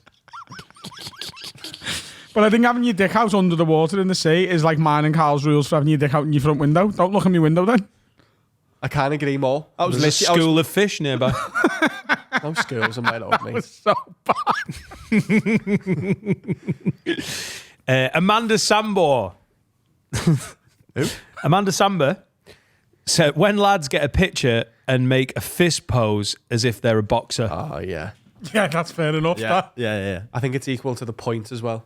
I don't mind the... Now the point's all right, but there's like Hey, look who I'm here with. No, the point by the famous person pointing at the non-famous person. Oh yeah, we talked about that, didn't we? I What was don't that mind with? it. This picture's not for me. He's I'm the guy. here with him. Yeah, that is gimpy, that. What are you doing? I'll punch his head in. I'm hard. Paul Ben says... What's your ick standard? fu- Sorry, what's your one? standard go-to pose then? Like, if you got a picture with someone really famous that you like, who could that be? Who would you get a picture with? Tony Cascarino. Okay, Krishnan and Guru Murthy. Both of them. That's the Holy Grail, isn't it? Holy Trinity. Me, but like Guru Murphy, genuinely, Cascarino. Murphy. Like, who's like the best ever running quarterback for the New Orleans John Saints? Who is it? You know what they're called. Who's No, No, if I saw a famous NFL player that was a bit of a like Tom Brady. Drew Brees. Yeah, I would like a picture with Drew Brees. He's a bit boring, but I Not like Tom it. Brady, like the GOAT. What? Would you want a picture with Tom Brady? If Drew Brees and Tom Brady were next to each other, I'd ask for a picture with Drew Brees. Who's Drew Brees? Is that because it's cooler? He was a 'cause he's a quarterback for the Saints. Legend. First ballot Hall of Famer. Well, you're I looking hope. confused, but like if there was, I don't know, Tim Cahill and Steven Gerrard, who are you getting a picture with? Steven Gerrard isn't the greatest of all time. Oh, he's better than Tim Cahill, though, isn't he? I mean, Tim Cahill and I Cristiano think- Ronaldo. Cristiano Ronaldo probably, even though Really, yeah. he's horrible. I mean, By the somebody of way, his stature. Ronaldo. I don't know. We're getting into it. Breeze and Brady isn't Ronaldo and Tim Cahill. Just What? saying. Just saying. That's too much of a Was disparity. it Cahill- Kaka and Well, Ronaldo? yeah, but it has to be like one of Everton's best ever players. So who's the best player for Everton in the Premier League era that you'd be asked about? Who's the one? David Unsworth. Lukaku? Leighton Baines. Yeah, but they're all he says just go to Bold Street Coffee and see him. I want to go and see fucking Roberto Carlos and Gap, am I? See him What in the would other side. the stance be? Yeah, I'd get a picture with Mo Salah before I got a picture with Messi. I can't even. That's insanity. That's- You wouldn't. That's close. That. It is close, but yeah, But one of them's so much more accessible. One of them just lives here. They're the one's the greatest player to ever he did play walk football. past our flat a couple of weeks ago. Salah was walking his dog. Did you shout? Did you see him? I was in Australia, so he couldn't hear me. All right. I tried though. He was with Tim. He wanted to get a picture with Tim Cahill because that's more important. Who's your dream selfie? He's had it. It's Chris a- Kirkland. Yeah. I've had that twice. Noel Gallagher in it. I don't know. Or Liam. Or Macca. Maybe Macca. Alexis McAllister. Steve McManaman. Stephen. Steve McMahon. That's nobody's, by the way. Callum McManaman. That's nobody's. But like Is yours Callum McManaman? Yeah. Yeah. I've done that though. Mine are all accessible. the question I've 'Cause got you're a is, Wigan what's your fan. pose? I know yours because at one point yours was Russell Brand, and now obviously No, he's a anymore. rapist. So you Well, I wouldn't. did meet him. I've got a picture with him. Yeah, that's what I mean. And What your was your pose on pose? that is like this. Yeah, it's just me buzzing, and he gave me a kiss. I go for the Bruce Forsyth. Did he ask you, could he kiss you? No, he kissed me on the cheek, said I had beautiful hair, and then invited me to his show later on that I didn't have tickets to in Manchester, but I couldn't go. He was gonna fuck you. David Unsworth. David Unsworth. Kissed me on the bumhole. He was just taking penalties. Is it not just the standard? If they'll let you have the arm round and smile. Yeah, I was like, that's mine. Yeah, that is it, isn't it? What if they're dead small? What if it was like Crouch. Warwick Down. Davis? No, you don't crouch. That's disrespectful, isn't it? No, it's not. You just put your arm on the back of his head. What around the air? Warwick Davis is down there. And I'm just like, What do you do if you get a picture with like Peter Dinklage? grab his neck. Because he's sick. I'd love to. He's cool as fuck, Yeah, Peter he's Dinklage. sick. He's. I'm telling you right now, don't pick him up. I'd love to meet Peter Dinklage. I think he's fucking cool. Yeah, he's- He did Flagrant, didn't he? You'd love to. and he was cool on it as well. Yeah. You'd love to be Peter Dinklage. Meet him. Oh, nice. I just think he's so sick. He's such a good actor. Yeah. Like you see past the obvious. Plays a goat in the new Wicked film. Have you been to see it? Yeah. Oh, I got so angry. Is it long? Oh, I've don't ne- mention it yet. Film club. Coming Could up. you just give us a I've teaser? never snapped at anyone in my life. It like ever in public. I snapped at a woman in the He cinema. told her to shh. I didn't. What did you do? I did it a bit. I went a bit like formal. I went, "Don't come to the cinema if you're going to be on your phone." Oh, you were being a phone number. She was on the phone. She was on WhatsApp taking selfies next to you or in front of you. next to me at the end of the row. Right. Why is that a problem? Oh, What? no. Behave. It is distracting. Yeah, You can't be on it your is phone in the cinema. That's just a rule. If it's making no noise, No, it's the But I brightness could that see it in the distracts you. corner of my eye. watch the film. I couldn't focus on anything else. And then her daughter was doing ballet at the end of the row. I'm telling you right now, you're saying you couldn't focus on anything else. Swear to you. If I had couldn't 'cause I Wicked was on my getting phone angry. and someone was on a massive fucking 40-foot screen over there, you wouldn't be able to concentrate on my phone. You'd be watching that. Just watch the film. As long as someone's making no noise. No. Don't get your No, phone there's out. in the actually- you're cinema. wrong there. Don't get And your if- phone. I wouldn't get mine out. But that's mad to get that angry about. Why? There's a bright light in the corner of your eye that's Yes. distracting you from the screen. Just watch like this. Take binoculars. Get his little cinema blinkers. I shushed a woman in a wheelchair on the day before yesterday. I didn't know she was. And then, You didn't know she was in a wheelchair? no. Would it have mattered about you shushing her? No, it wouldn't No. have. But then a carer made me feel bad. Why was the What carer did she do? He was sat on the end, like, at the end one, and she was sat next to him, basically in like the aisle bit, but in a wheelchair. And they were chatting, like it wasn't phone. They were chatting. And I went shh, and he went, and then like kind of pointed like she's in a wheelchair, and I had to be like, so, shut up. Yeah, being in a wheelchair doesn't mean you get to talk in the cinema. But he kind of used it as like a. Yeah, but he's going to be using that all the time, isn't he? Yeah. That's going to be his one card for. I saw Gladiator 2. Come on. No film club spoilers, but it was good. When I went to watch Inside Out 2, there was a fella in a wheelchair that was, because it gets all quite like somber and slow at the end and all emotional, and he was obviously like had some kind of special needs, and he was making like F1 car noises as it was like getting to the really emotional point about how Riley becomes this teenager who's grown up and she's coming to terms with her emotions. Distract you from fucking, did it? Yeah, you can't say. I mean, good on him. He was having That a great time. improves the film.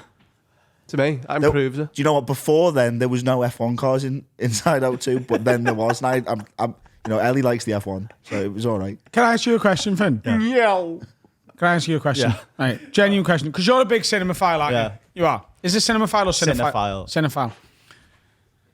Do you think people with Tourette's should be allowed to go to the cinema? Yes. Answer yes.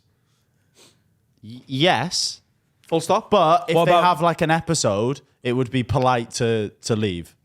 What if it's someone who... Do you not think? Finley. What if it's someone who genuinely, like all day, every day, every 10 seconds, they're constantly having it. Every 10 seconds of their life, they go, ah! It's Kevin Webster.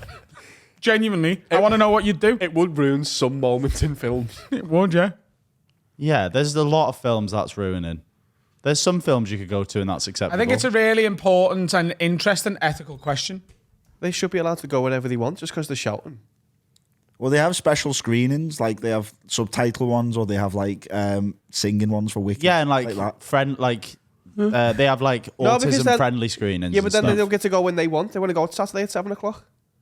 Yeah, it's like at the West End they do all like for. This Wicked, is they do- probably ableist, and I've probably got the wrong opinion on this.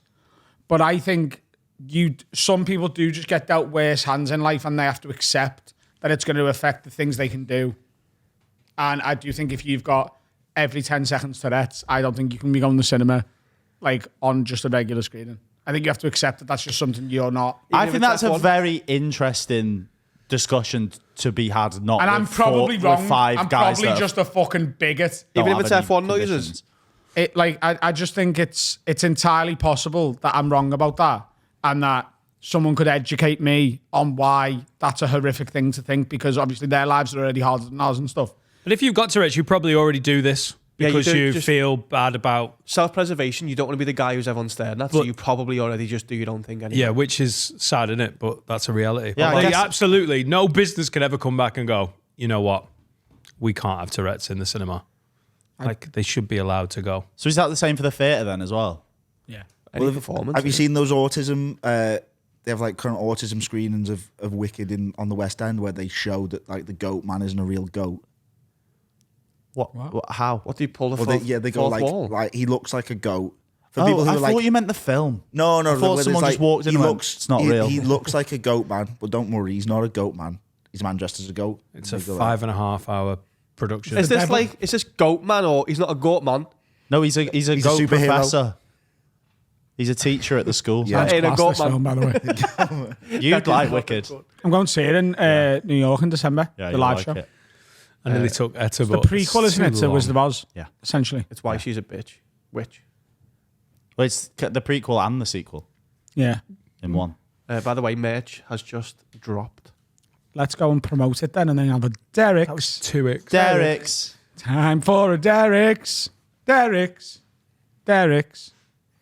What's happening, lads? Time to tell you about my absolute favourite sponsor, it's NordVPN. And if you go to nordvpn.com/haveaword, you'll get an extra 4 months on the 2-year plan. And it's a no-risk guarantee with NordVPN's 30-day money-back guarantee. Dan, why would you use a VPN? I'm not even sure It's mad, isn't it? Because I feel like we've mentioned it before, but I'm not even sure what a VPN is. A VPN is a way to up your internet security. And on top of that, you can use a VPN to create a virtual location for your device. So whether it's a laptop, a PC, anything like that, you can literally just go, hey, we might be in the UK right now, but why don't we just go on a little holiday to Bolivia, Malaysia, North Korea? Oof. Basically, if let's say you're a huge, I don't know, Coventry fan, right?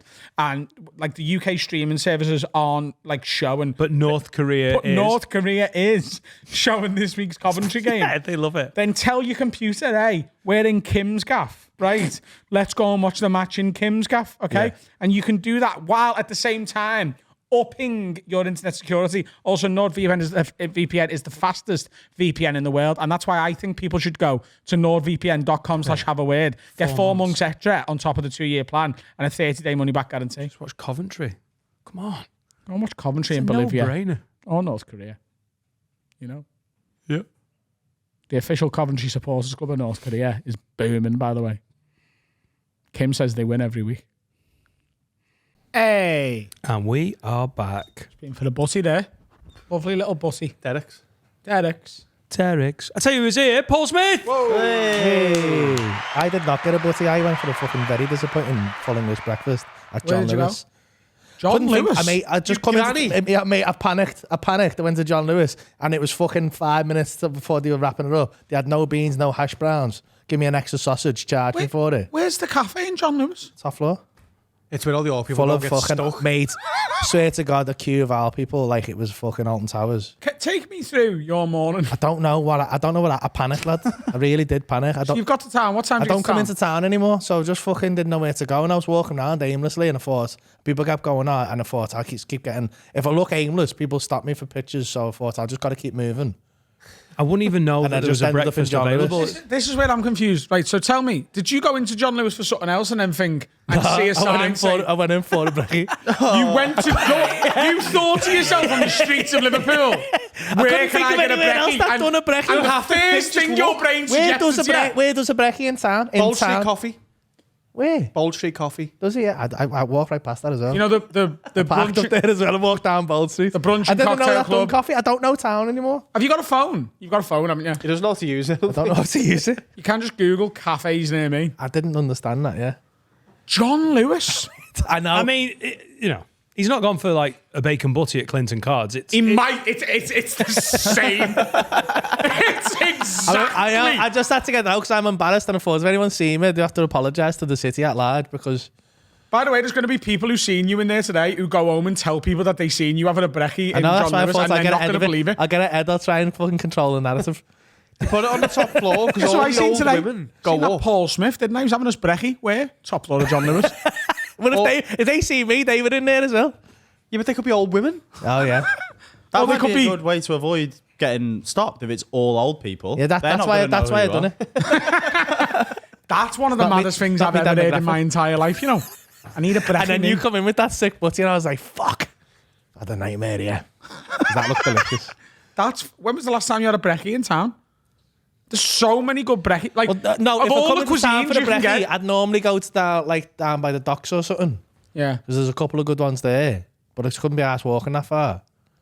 Where And then were I can't you? think of anywhere else that does a good full English. Bramley's Where's that? by Williamson Square. See, I don't know what that Is that the one you put on your story the other day? Yeah. I got fucking emotional at that. Yeah, I got a lot of Yeah. messages about that. Why? What was Yeah. it? Was it a good one? Good butty? It was a good feel Instagram story. Yeah. Yeah. What did it say? It was about like when I used to come to town with my mum for Christmas shopping, we'd always start by going to Bramley's Cafe and having breakfast. And then when she got so ill that we didn't do that anymore, we obviously stopped going. And the year after she died, I was in town doing Christmas shopping on my own. And I just like was walking past it and was like, oh, I'll just go in. Now, when I used to go with it was always like relatively busy, but like not chocker. And it had been 7 years since I'd been in, like in that cafe, and I was on my own, and I walked in and like it was chocker. There was a table at the back that I couldn't see. And I just wanted a table for one, love, but I just wanted a table, love, but is it dead busy? She'll come back in like an hour or something. and I was talking to like a young girl, but the old woman who used to serve me and my mum and our Jack sort of like spawned from nowhere and went, we're never too busy for your mum, lad. Where is she? She's gone away. Oh, no. And I had to explain that she'd like passed away. And I was like, at first I was like, what do you mean? She was like, your Anne's lad, aren't you? And I was like, yeah, she went, she's gone away. And I literally like was smiling as I was explaining that my mum had died because I got like a nice like moment that like 7 years later, and I've gone from being, you know, like a pubescent sort of teenager into like I was 21, 22, however old I was. But yeah, she recognised me from back then and was just expecting it to be my mum. She was like, never too busy for your ma, lad. Oh, that's cool as fuck. Same reason I keep going back to Clinton Cards, because that's where me and my mum used to go for Cards? Christmas shopping. yeah. Let's go and get the cards first. But yeah, Bacon every roll. year since then, I've gone back to Bramley's around Christmas time on my own. Next time I come in, I'll go to Bramley's. Sorry, Bramley's. No, just make your own John Lewis story. After we for my ma to die there, won't I? Mum, we're going to John Lewis again. This is going to be lovely when you fuck off. This is going to be sick content, this, mum. Yeah. Bramley's is class. And they put chips on the brekkie, which I think is just a sign of a proper That is good, that. working class gaff. Like full English brekkie, toast and chips. I think Beans in their own pot. chips are the second best potato thing you can put on a brekkie. Oh, pause. This was Put on a brekkie. Yeah. Okay, after hash browns. No, tatty scone. You're a fucking madman. What's tatty scone? Mate, you're a dickhead. It's a pancake made out of potatoes. No, Oh, yeah. Fucking fire. I quite liked it, actually. Fire. Oh yeah, they're all good. You're not better than hash brown. It's well better than a hash brown. Yeah, this is better than hash It browns. is well better than a hash brown. Well better than a hash brown. So we you discussed can make this. a butty out of it if you want.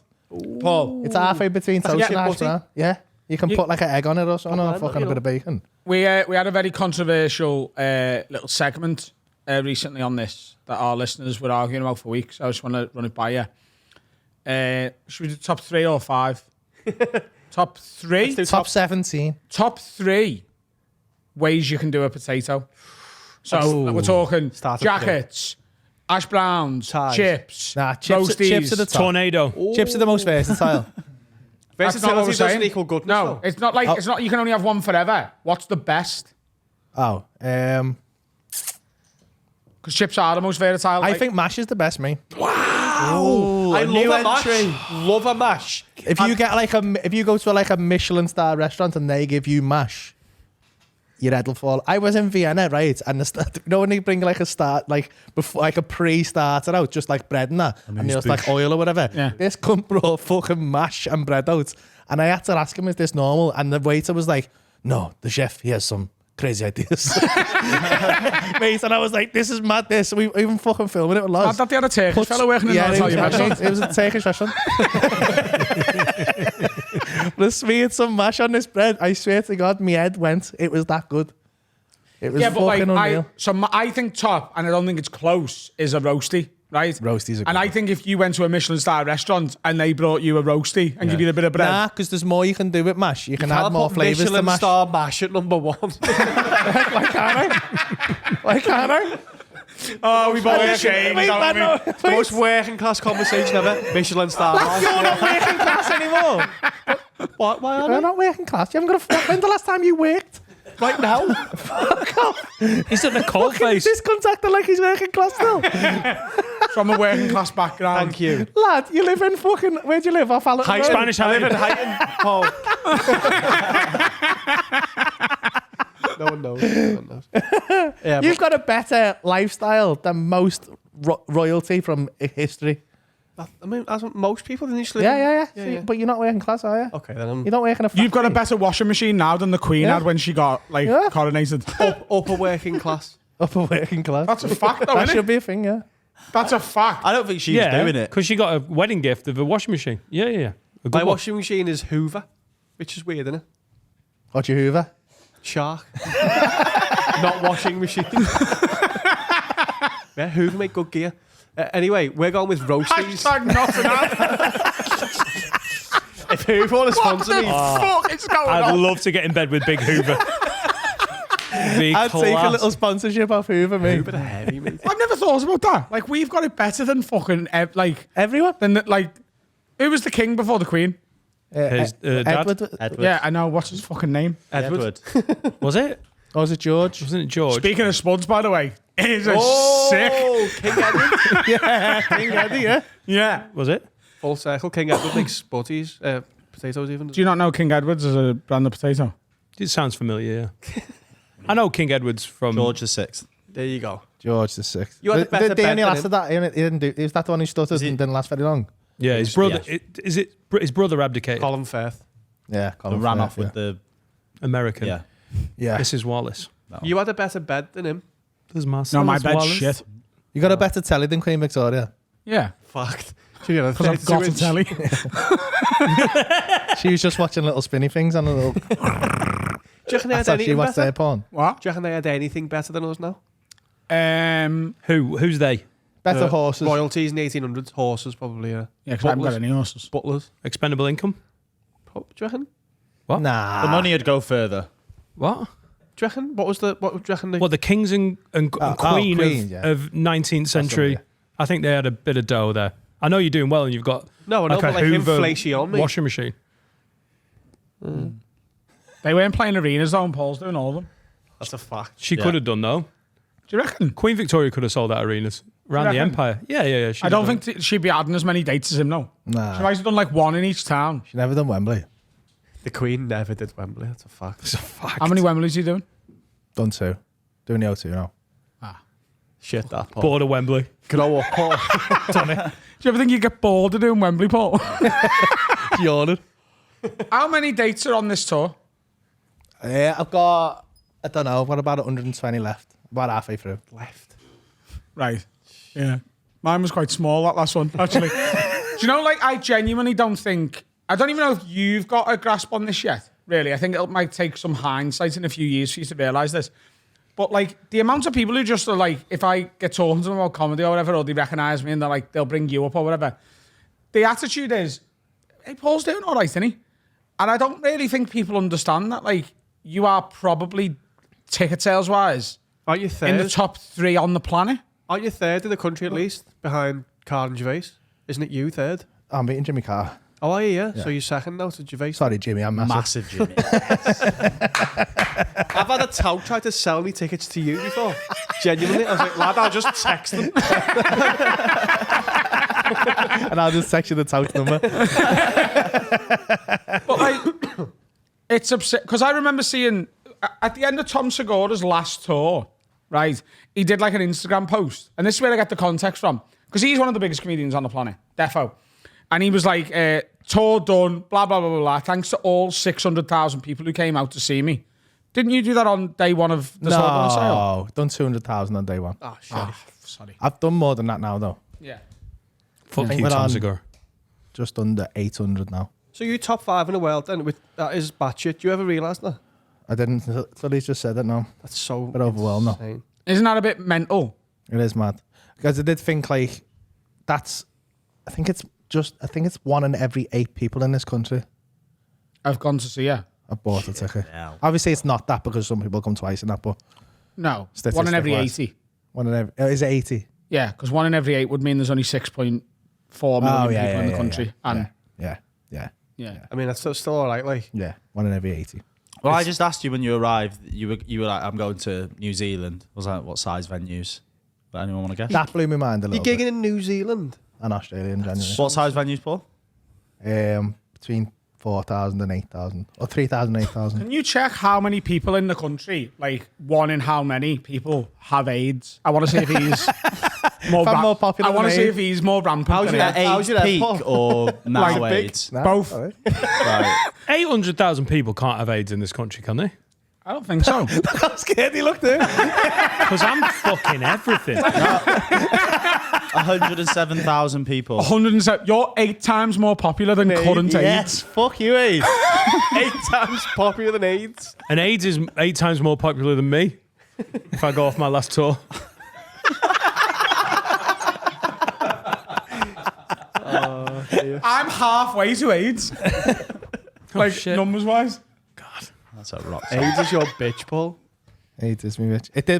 It blew my mind, Australia. I didn't expect, because Live Nation did it for us, and they guaranteed us, and they were like, should we do these venues? And I was a bit reluctant, and then they were right. I've sold more in Australia now than I did as for the whole 800,000 first people go. I want to see what it's the same as. Disease. I want to see what. Like, We're really what testing Google what today. disease in the UK? 1 in 80. My goal is heart disease. That's what I'm going 800,000 people. Fucking hell. Paul Smith killed me dad. Paul Smith, the not so silent killer. Dementia. Dementia. You're as popular as dementia. Get out. Fucking class. A lot of ticket sales in dementia. They can keep coming back. I wonder how much crossover there is. Google that. How many people with dementia have been to see Paul Smith, and then find out how many of them have got AIDS, and that's the number. That's the one we're after. Have any of these shows that you're doing now, like, being a bit shit? Is there any room you've done where you're like, that's not right for comedy, that? Sunderland last week. Sorry, Jay. I really apologise for saying that. I love you very deeply, but the guy who owns Rainton Arena. Okay. It's just a big, massive tin place in Sunderland, and it's just always murder. Done it we put like 7 shows in, and they all sold, and then by the time I'd done the first one and realised it probably wasn't the best for comedy, the rest were sold out, and I was committed. I did the last 2 last week. He wants me to go back, but I'm like, it's not his fault. It's just one of them rooms where it's just a big, massive shed. Yeah, and there isn't another option. That's the thing, is it? It's not going to be tons of options. You got the Sunderland Empire, but there was always murder there as well. I think it's can be an eggy place. Murder is in like people like just people fighting. Fighting, really, yeah. Like there was a kick-off last week on the show on Thursday because some lads got kicked out, and he was saying they were like with some traveller family who were local, and they were going to bring all his family back, and he was dropping this like big top traveller guy's name. And it turned out he was in the front row in the 4th row watching the show. So the doorman went, "Oh, he's in. I'll go and get him." So he goes, "This lad's dropping your name in." So this lad felt like calms in. I didn't want to see this happen, but apparently calms in. He went, "Oh, so all right, give me a sec." Walks out and just goes, "You dropping my name?" And he went, "Oh," and he went, "Fuck off!" Just lays this kid out. For you, lays him out and just walks back in, sits back down, watches the rest of the show. I mean, to be fair, that's fair enough. That's pretty cool. Yeah, he went outside and did it. Yeah. Yeah, let's do that outside. I'll come back and watch. He laid the kid out who used his name for legal purposes. Yeah. None of that happened. That's a joke. But, don't be throwing names about. Whose name would I throw about? Mine, probably. Paul's. I'll get don't Paul. throw mine about. I'll get Paul to bring that fella from Sunderland. We haven't had you in since the fight. Since I signed up for the fight. Yeah, that was about a year before the fight. Yeah. It's about 2 years since I've been here. Is it? Yeah. Yeah. How was the aftermath of the fight? Because obviously I love you, but there was a lot of piss taken online. Yeah. Oh, fair play. Because can I just ask? Are you talking about this and you couldn't talk? Yeah, but the bit's kind of it's a dead good bit. I mean, fair play. I got a dead good bit out of it. But it's kind of phased out of the show a little bit. But can now. you talk about it now? Yeah. So, because about a week or 2 before the fight, I interviewed you for something. We were. It was the Liverpool special we did. Yeah, and I was talking to you about it, and you were so confident, or certainly projecting that at the time. Yeah, I had to be like that. I wasn't. But you literally said to me, "He's got nothing for me." Yeah, I know. I just had to have that in my head. I was just telling myself that. But it wasn't in your head. No, it was in your mouth. But it wasn't in your head. I was pretty certain he was going to smash me head in. Like, I'd seen him. Like, as soon as I signed up for it, like, I started seeing clips of him training and found out as I was going, because I was going around the country, obviously, traveling around, and people were getting me in their gyms, and people knew him. So he'd been training for fucking years. Yeah. And everyone was like, he's been training for years, you know? Like, he's pretty good, and his brother's a black belt, like, at jiu-jitsu. And I was like, fuck. No one told me that, because he never mentioned it. Like, so I was like, So I thought all I can do is just fucking... And I thought grappling-wise, if we just have a grappling match, I probably would be able to at least keep up. Well, that was your plan, wasn't it? To let him tire himself out and then take it to the ground. And I'm not taking on away. It's hard to get tired in 45 seconds, though, mate. 76 seconds. Is that including the walking? If we fought... No, the walking was longer than the fight, though. Fucking nightmare. I think if I fought him 100 times, he would win 97 of them. Just like, but there's the odd one where I would manage to get him down, because I nearly got him down. He grabbed the cage, and then he would have took me down, and we got separated. I would have rather that ref let him take me down, because then we'd have been on the ground, because I'd torn me intercostal, so I'd separated my rib basically. So I had no strength on this side. I had to get it like numbed up. I did the intercostal just before So India. it's fucking awful. So I was like, I had no strength on this side. So I was like, I've got one chance to get him down here before this painkiller fucks off. And as I grabbed him, fair play to him. He just went fuck off right in it, and I just felt my rib pop, and I went and then we got separated. And I was like, dead here. And dead. And I started throwing those leg kicks, and I couldn't throw anything else on the leg kick. My left arm wouldn't work. My left arm was just completely numb. And I was like, I'm fucked. I'm just fucked. I can't do nothing. So I couldn't even like really lift this arm up to defend myself, which is why I got fucking sparked out. I do think it was the best possible in a way. Oh, absolutely. Because you looked so humble and funny afterwards. Yeah. As well. Oh my God, you came across so fucking well immediately. It's one of them things that like I'm kind of a believer in fate. A lot of the things in my life have happened that you go, that can't have happened any other way. And obviously I would much rather have won. Yeah. But with the way, like, if I'd have had to do the tour straight after it and go, if I'd have walked out and just fucking leathered them, then it wouldn't have come across very well on stage. Whereas the bit I've got about it, that I've got nearly a half-hour bit on it, and it just comes across dead well. So I'm just talking about my trying to psych myself up, even though I knew I was going to get battered, and then just getting fucking walking in and just trying to keep me, and he just sparks me. And then just what's going through your head as you're like, trying not to die in a cage, and you realise you've made a mistake. It's just fucking mate. When I got in this morning, I was just on my phone, and it come up like randomly on YouTube as like a short, like your post-fight interview. And I was watching it, and Carl from over there went, "Is that Paul?" And I went, "Yeah, it is." Yeah, and he went, "He sounds weird." I went, "He's just had his head punched in." I was made up. Sean Strickland, the ex-middleweight champion of the UFC, saw that, posted to sent that to Dana White and said, sign this lad for the UFC. Just for the sake of it being funny. Just because of the post-fight interview. That's cool. What's going through your head when you know you're about to get knocked out? Like when he hit you the first time, you're like, I'm done. What's your brain saying? When he caught me dead fast with the 1-2, and as soon as they hit me, I was like, fuck, that was dead hard. How much does it hurt? I know this sounds Doesn't like the hurt. most basic. Is it your adrenaline so high? So the best way I can describe the sensation of it, it feels like you getting on your knees there and me getting a space hopper, running at you as fast as I can and just going fuck off as hard as I can with a space hopper. So it's not like a sharp connection where like it stings. It's just like a massive impact. Like, did you ever get hit in the face with a footy when you were a kid? Yeah. Like that, Just exactly white, like that. where your eyes go That's white. shock, yeah. And I went fuck off, and then I was just trying to keep my head together.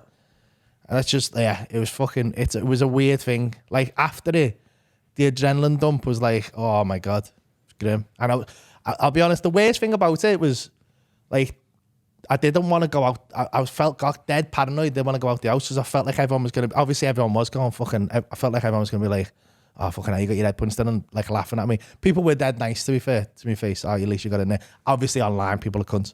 But Yeah, but it doesn't matter whatever you do, someone's a dick about it. Yeah. How were you beforehand? What was the level of nerves as you were going into terrified.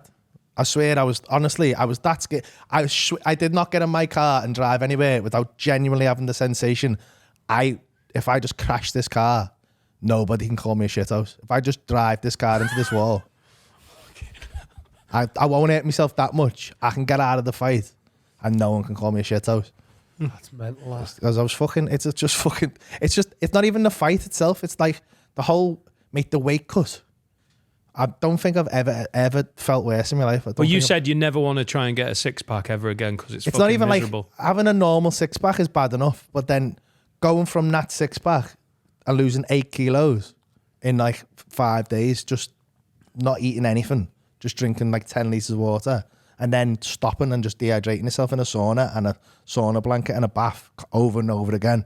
Yeah, fuck it. I swear, I say in the bit, I swear, I was sat in a sauna, I was licking, there was little beads of sweat running onto my lip, and I was licking them off because they were the most delicious thing I could remember tasting. There's the only bit of salt I'd had in fucking about a week. I was like, It's like when I come back for a run into our flat, his dog Perry started to lick on my face. Like salty that, bro. So you're done fighting then? I've still been training. No, but I mean, like, I'll never fight again. I'm fucking 42. I don't know what the fuck I was thinking. Look, Steve paid me outage for it last week at 42, and I was like, shouldn't be fighting at 42. Fucking hell, I mean, if he shouldn't be fighting at 42, what the fuck was I thinking? Stupid cunt. Here's an interesting question then. Given all of that, if you consider, because that's proper anxiety, that's like not suicidal level thoughts, but like the idea of being in your car and on the way. even remotely contemplating, I'm going to put this in the wall and hurt myself so that I can get out of this. Yeah. That is as close to the most extreme level of anxiety as most people will ever get. There'll be people watching this who've never experienced that, right? So you went through all of that in the build up to this fight. You go through that fight, you've lost, and then you've got the anxiety afterwards of people sort of taking the piss or saying something to your face and not wanting to leave the house. Given all of that, 2 questions, and they're similar but slightly different. 1, do you regret it? And No. 2, would you go back and do it again? I wouldn't change it. And I think, yeah, because I met some amazing people, and obviously we raised a lot of money for the charity and stuff, which I would definitely just do again.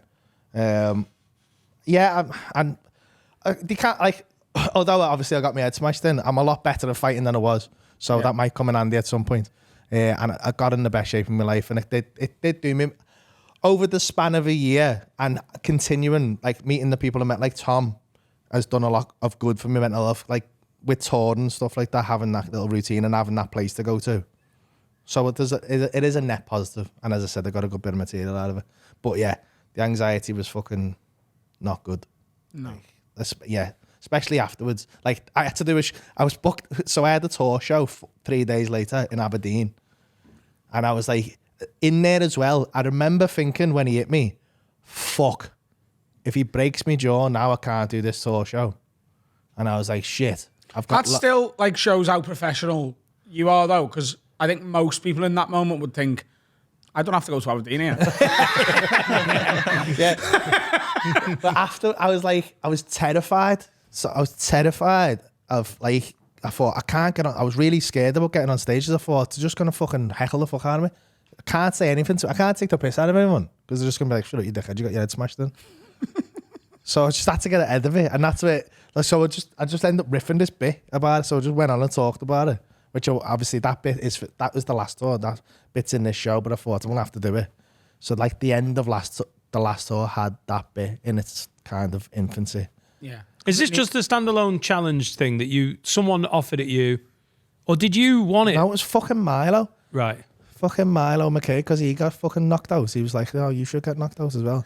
Are you gonna? Them out? Did you not see Milo done one? Didn't he? He done a white collar and got fucking. He made the mistake of fucking hitting a dead good fighter too hard, and this fucking fella just ironed him out. I didn't know about that. I seen Milo yesterday. Troy Hawk, by the way, if you wonder who Milo is. Yeah. Troy Hawk, So there's the guy, a friend of his called Brian Lacey, who used to be a comedian, is commentates for Octagon. Yeah, he was here last time. Yeah. So he put him in touch with me, and he was trying to talk me into it for ages, and then he flew me out to fucking Brno, which is in Czech Republic. Got me pissed, and I was like, yeah, sound, I'll do it. What a great fucking challenge. Fucking Brno. Brno, yeah. Is that so you're not fighting again, but could you see yourself doing another challenge? Because we've just come back from India, and there was elements of that ride that Dan got knocked out there as well. I got punched out. One of the street kids just caught him, you know what I mean? And I thought, fuck, at least I don't have to go to Aberdeen. It's great. I wasn't even booked for Aberdeen, but No, I think having something like that is good. Like, I was going to do the London Marathon next year. I got a place on that, but then I was like, I fucking hate running, and I realised I would have had to do it, the AO Arena, finish, drive to London overnight, and then do the London Marathon. I thought that's probably not the best idea. but that thing of having something to look forward to, something to train for. Definitely good, yeah. Do the Liverpool half at me. I've got a target for this year as well. I want to finish it without falling over. Sound, I'll do the Liverpool half. 23rd of March. I've been trying to get Carl to do it as well, but he's been a big shithouse. I've been weddings 2 weeks later. Oh, so you'll be in the best shape of your life. I'll already be in a good shape, and if I fall over, Why will you be in good shape? for my wedding, You'll be in even... You're not going to... What are you going to do to train to get into good shape? I'm not going to run. Sound. I hate running.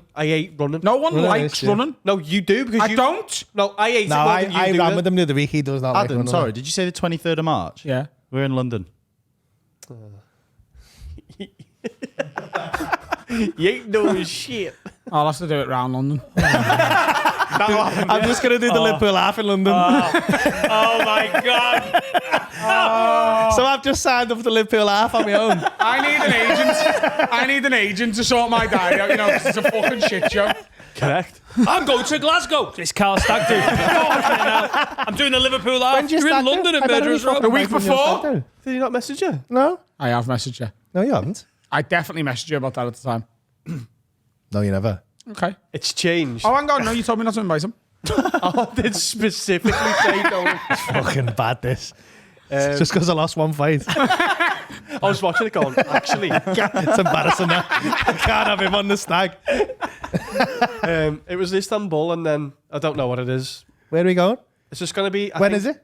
We don't know, and we don't know. That's why you're not invited, because I don't know anything. But it's some combination of London, Liverpool Marathon, Aberdeen, Sunderland, or Istanbul, or potentially a country event in Glasgow. He wants to do what you did, but in Spain. Not necessarily Spain, but I want to get a gaff. The castle. A gaff with the boys, just with the sun in the sky. I have to admit that stag, I will that bring it stag out to do them, did, mate. that stag do There's sounded there, lad. Fuck me, he's like a truck of it. that stag do sounded It unbelievable. was insane. There was a child there. Do you remember the child? Adam Staunton. No. Oh, yeah. With one we kidnapped. Yeah, you sound. What? What? That's not a lie. No, hang on. He wasn't a child. No, it was, well, he's 8. Oh, I'm going to say 18 for legal And I think he purposes. was. Yeah, I think he was lying or being. Yeah, but 18. you stole him from a nightclub, not a park. Well, we stole him from the street. Near the nightclub. Right. That's just as good as the Headlock. nightclub, innit? In the taxi. But he's got a story forever that no one probably believes. Yeah, I think it should go on the record, just for future reference. Paul didn't fuck this kid. No. I think in this day and age, you do have to say that. He came of his own accord, he told Paul he was 18, and he just wanted some cocaine.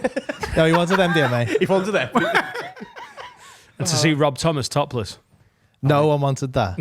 He's scared. But I'll be honest with you, if he met us on the street, he probably had already seen that before he agreed to come back to the castle. I remember walking down in the morning. This kid was asleep on the couch, and Simon Wozniak was asleep, perfectly sat up. He went, "Hello," and I just went back again. It was like he was waiting. That was a mad gaff, that. And we weren't even in the mad gaff because there was like a split, wasn't there? Yeah, We we were in the good mad boys. kids and like the We had the good boys stag to us. Yeah. I fully had the mad. yeah. you Oh, had there the bad was a drugs wing and a non-drugs wing. No, there was a level above that. There was a drugs wing, and then whatever the room he was in. Yeah. Pablo suite. Mate, I was fucked. We were snorting lines of MDMA off a Bible Jesus Christ. constantly though for 3 days. I didn't we for 3 days. And I swear, like me and well, I shouldn't, other people we know who did the same thing. I don't think I've ever been right since, like mentally, like brain chemicals. When you get like brain fizzes, Yeah. that. One of the lads at your wedding was still wobbly from it. At least, I mean, I only spoke to one, but Yeah. he was like, I haven't been right since. I think I know. Yeah, that's Shuddered. Why did we go to hospital? Someone Phil broke their hand. Chapman. Phil Chapman's- Chapman, yeah. Oh, banged his knee, yeah. You wouldn't take him the Aussie. I know you took it. You wouldn't take I him wanted home. to take him to the Aussie. I didn't want to take him. We didn't go home. You didn't mention there was no argument. We stayed in a Days Inn in Lancaster, which was always going to happen. And everyone was like, just get him back to Liverpool. I was like, I'm not going I to could Liverpool. just see you getting more and more angry because everyone was like, and then Because everyone was charling know. off the head going, I've got an idea. And I was like, I'm the one driving. and then Paul, everyone was out saying pure stuff, and he was like, no. And then Paul Milo just went, Milo, leave me alone, lad. Yeah, that was it. Phil Chapman wasn't a drug injury. He His just knee walked still into fucked a off wall. that, you know. I bet it was. He smashed his knee on a big His rock. knee was fucking backwards, mate. Yeah. Horrific. Good weekend, though, wasn't it? Oh, it was great. Yeah. All things considered. I'd love to Net go back. positive.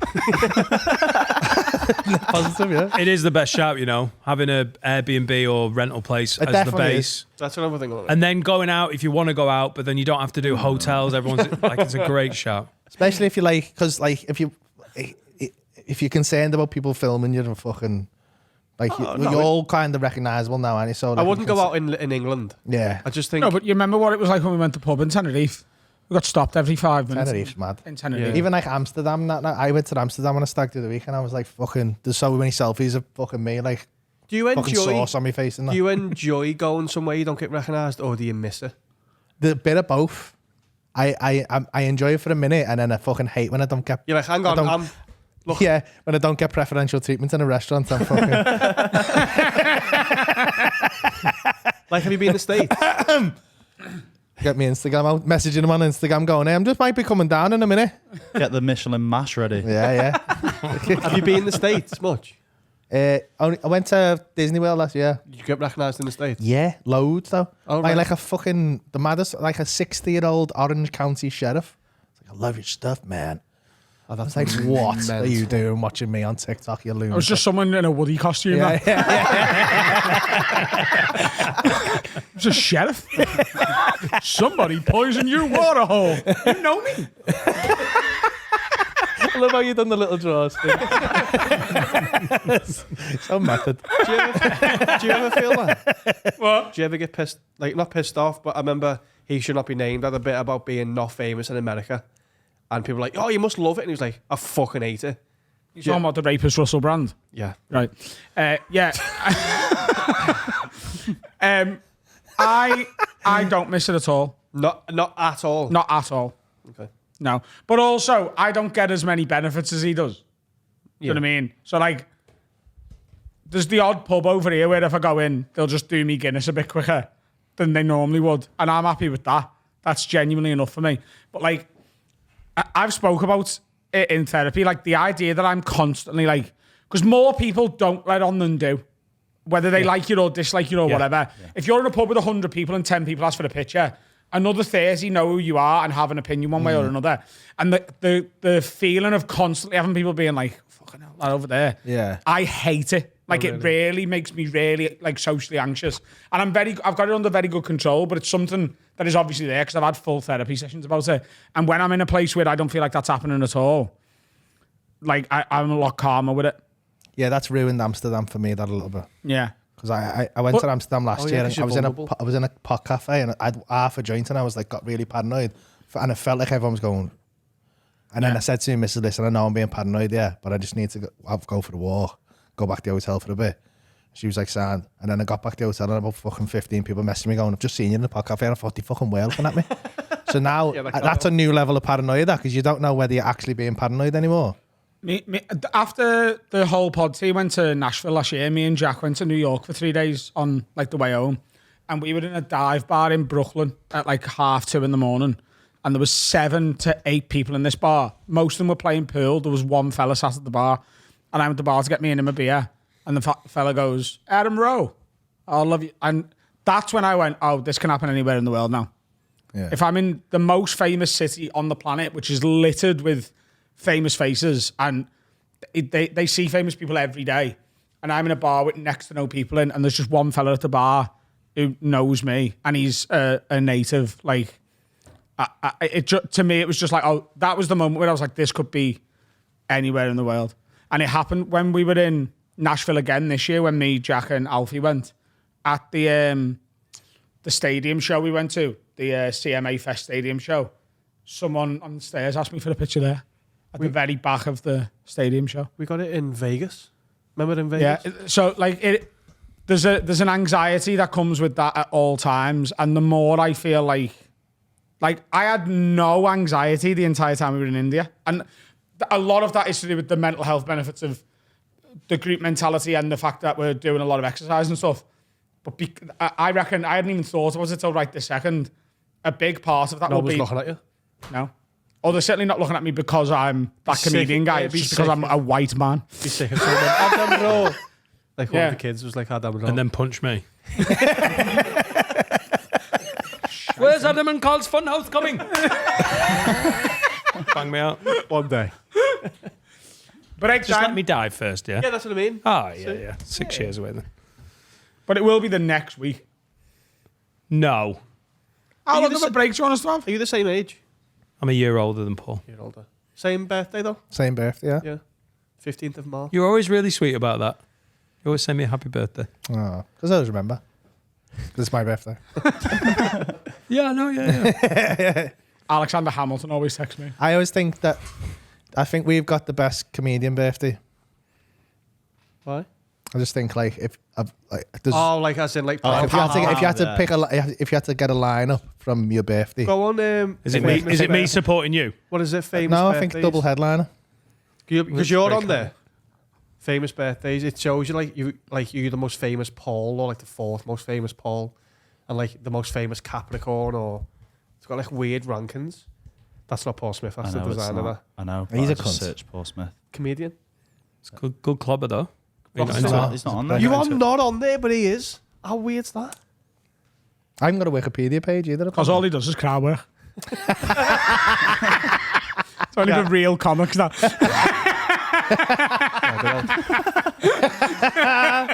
So you're the 64,000th most popular celebrity. You're the second of January 11 comedian. Number one, Consuelo Duval. Oh, that's no mate. Consuelo. Didn't know you had Consuelo. You are a character actor. You're above John Sessions, though. Who's that? The guy from Is he back in the impressionist? day. Yeah. You are the last name row number 10. Don't know any of the others. And in terms of Capricorn, 34th. Steve Harvey's number one. Everyone born on my birthday is a Capricorn. Yeah, the Capricorn comedians. Capricorn comedian. Steve Harvey's number one.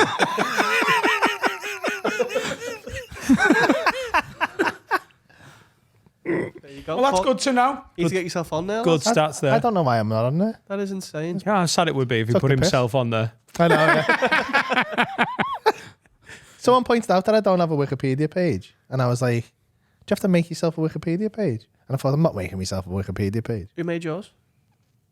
I mean, people who work for Wikipedia. I'm guessing now someone is listening to this. Someone made me one. Well, I would have be thought making- that, but I mean, Chris Moyles was the one who pointed it out. So he said it on end. Still no, unless someone's made it. Doesn't by get as now. many listeners as us. Someone go and make. Someone go and make Paul Yeah, that Smith. Chris. Someone go and make Paul Smith Wikipedia now, please. Should we have a break? It's just be loads of fucking. Paul Smith got his head smashed in by Jake Quickening. One man. Right, let's have a break. Hello, everyone. Dan Nightingale from the Have a Word podcast that you're watching right now. Do us a favour, like this video and subscribe to our YouTube channel. Follow us on socials at Have a Word Pod. Just share everything. Be a good egg. Get it out there. Back to the episode. I'm sure it's a belter. And we are back. Part 4 of 4 with this Have a Word podcast episode with Paul Smith, comedian, boxer, friend. I know, sorry, it was UFC, wasn't it? Yeah. Oh, it's MMA, sorry. Mixed martial artist. Shagger. What would yours be? Would yours be podcaster, comedian, friend? Snake Oh, enthusiast. gotta be comedian first. Comedian, podcaster. I think Raconteur. I think it would be a sad day if you swapped it around. You're a comedian first. Yeah. If this ended, whether it's tomorrow or in 10 years, I'm going to be a comedian. Yeah, if someone Still comes up and then, says, "Hey, what do you do?" You're gonna go, "I'm a I'm comedian." a comedian. Yeah. What do you think you've done more often for the last 6 months? Podcast. You're a podcaster? Yeah, but it's how you identify. You can identify as whatever you want. It's Hey, 2024. well, I'm a juggler. I'm an astronaut. Get in. Juggle them. I'm Phil Juggle them Babb. 2 bottles. No, Oh. he just, Juggle them 2 bottles. I don't have to juggle to be a juggler. Yeah, you do. No, you just have to identify as whatever I want. Yeah, you can be. He's soft not a bit. gigging, but He he's a can still, comedian. he can still do comedy though. also, he didn't say good juggler. Yeah. Yeah, I want to see him badly juggle. Actually, fucking fair play. That's what he's doing at Hot Water later. He's a book juggler. That's what they call it. That sounds like a horrible. That is just That's hilarious. You little book juggler. Book juggler. On your bike, you book juggling bastard. gay Yeah, about librarian. Adam. Yeah, he's a butt juggler now. Sounds like a Ben's accountant. And I mean like a crook and no. Yeah, we got it. We got it. I just, we're going to do some... Where? We're not going to do room 102. What? I also identify as Malaysian. We're not going to do room 102 this week. We're going to do something else. We're going to do the Actor Studios questions for you. Okay. What do you think James about that? Lipton. Yeah. Very famous selection of questions. He asks all the guests. Who's James Lipton? He's a very. You never seen the famous- Actors Studios? Bearded guy, looks a bit. Inside the acting It's, studio. it's Inside a the really X. good show, and actually the best episode I think is Kevin Spacey before all the stuff come out. But if you can go back and enjoy it, and imagine he's not someone who was accused of fucking little boys, then it's really good. We have been on that line today, haven't we? Enjoyed it. Allegedly. And he asked all the guests, and they're all really nice questions, insightful as well. So, Paul Smith, this is your Inside the Comedian Studio. What is your favourite word? Fuck. Oh, insightful this. Fuck. I'd have to be fuck. It's the most used. Most used. Yeah. Oh, I Most thought you were useful. saying that like because you weren't prepared for the question. Then. Also, yeah. No, that's the most useful word. It's versatile, isn't it? Yeah. Is it your favourite one though? Or is it just because you? Yeah, I think so because it's the one I would least like to lose. What is your least favourite word? Don't say moist. I don't know. I hate the word snot. Do you hate snot or do you hate the word snot? The word. Golly. Yeah, see, golly, all horrible, innit? That's not nice. As in spit. Right. No, There's a word that comes after that that's worse. In my No, it's opinion. spit. That is. Scout slang. What turns you on? You. I'm trying to fuck Paul. He's making a lot of eye contact. I feel like there's no one else How here. much more mental would it be if I wasn't making eye contact? Paul, what turns you on? Because I'm telling you right now, if I make eye contact, I'll come everywhere. You're really fixed. You're really What word intense. do you want me to say to you? What Is it eye word don't you want me to contact say to you? Yeah. Go on. Eye contact then. Yeah, I think it is. Yeah. No, now that it, Is it not like mummy? Mummy play? yeah, amongst other things. Hang on, mummy. I'll go through phases. Are we going like?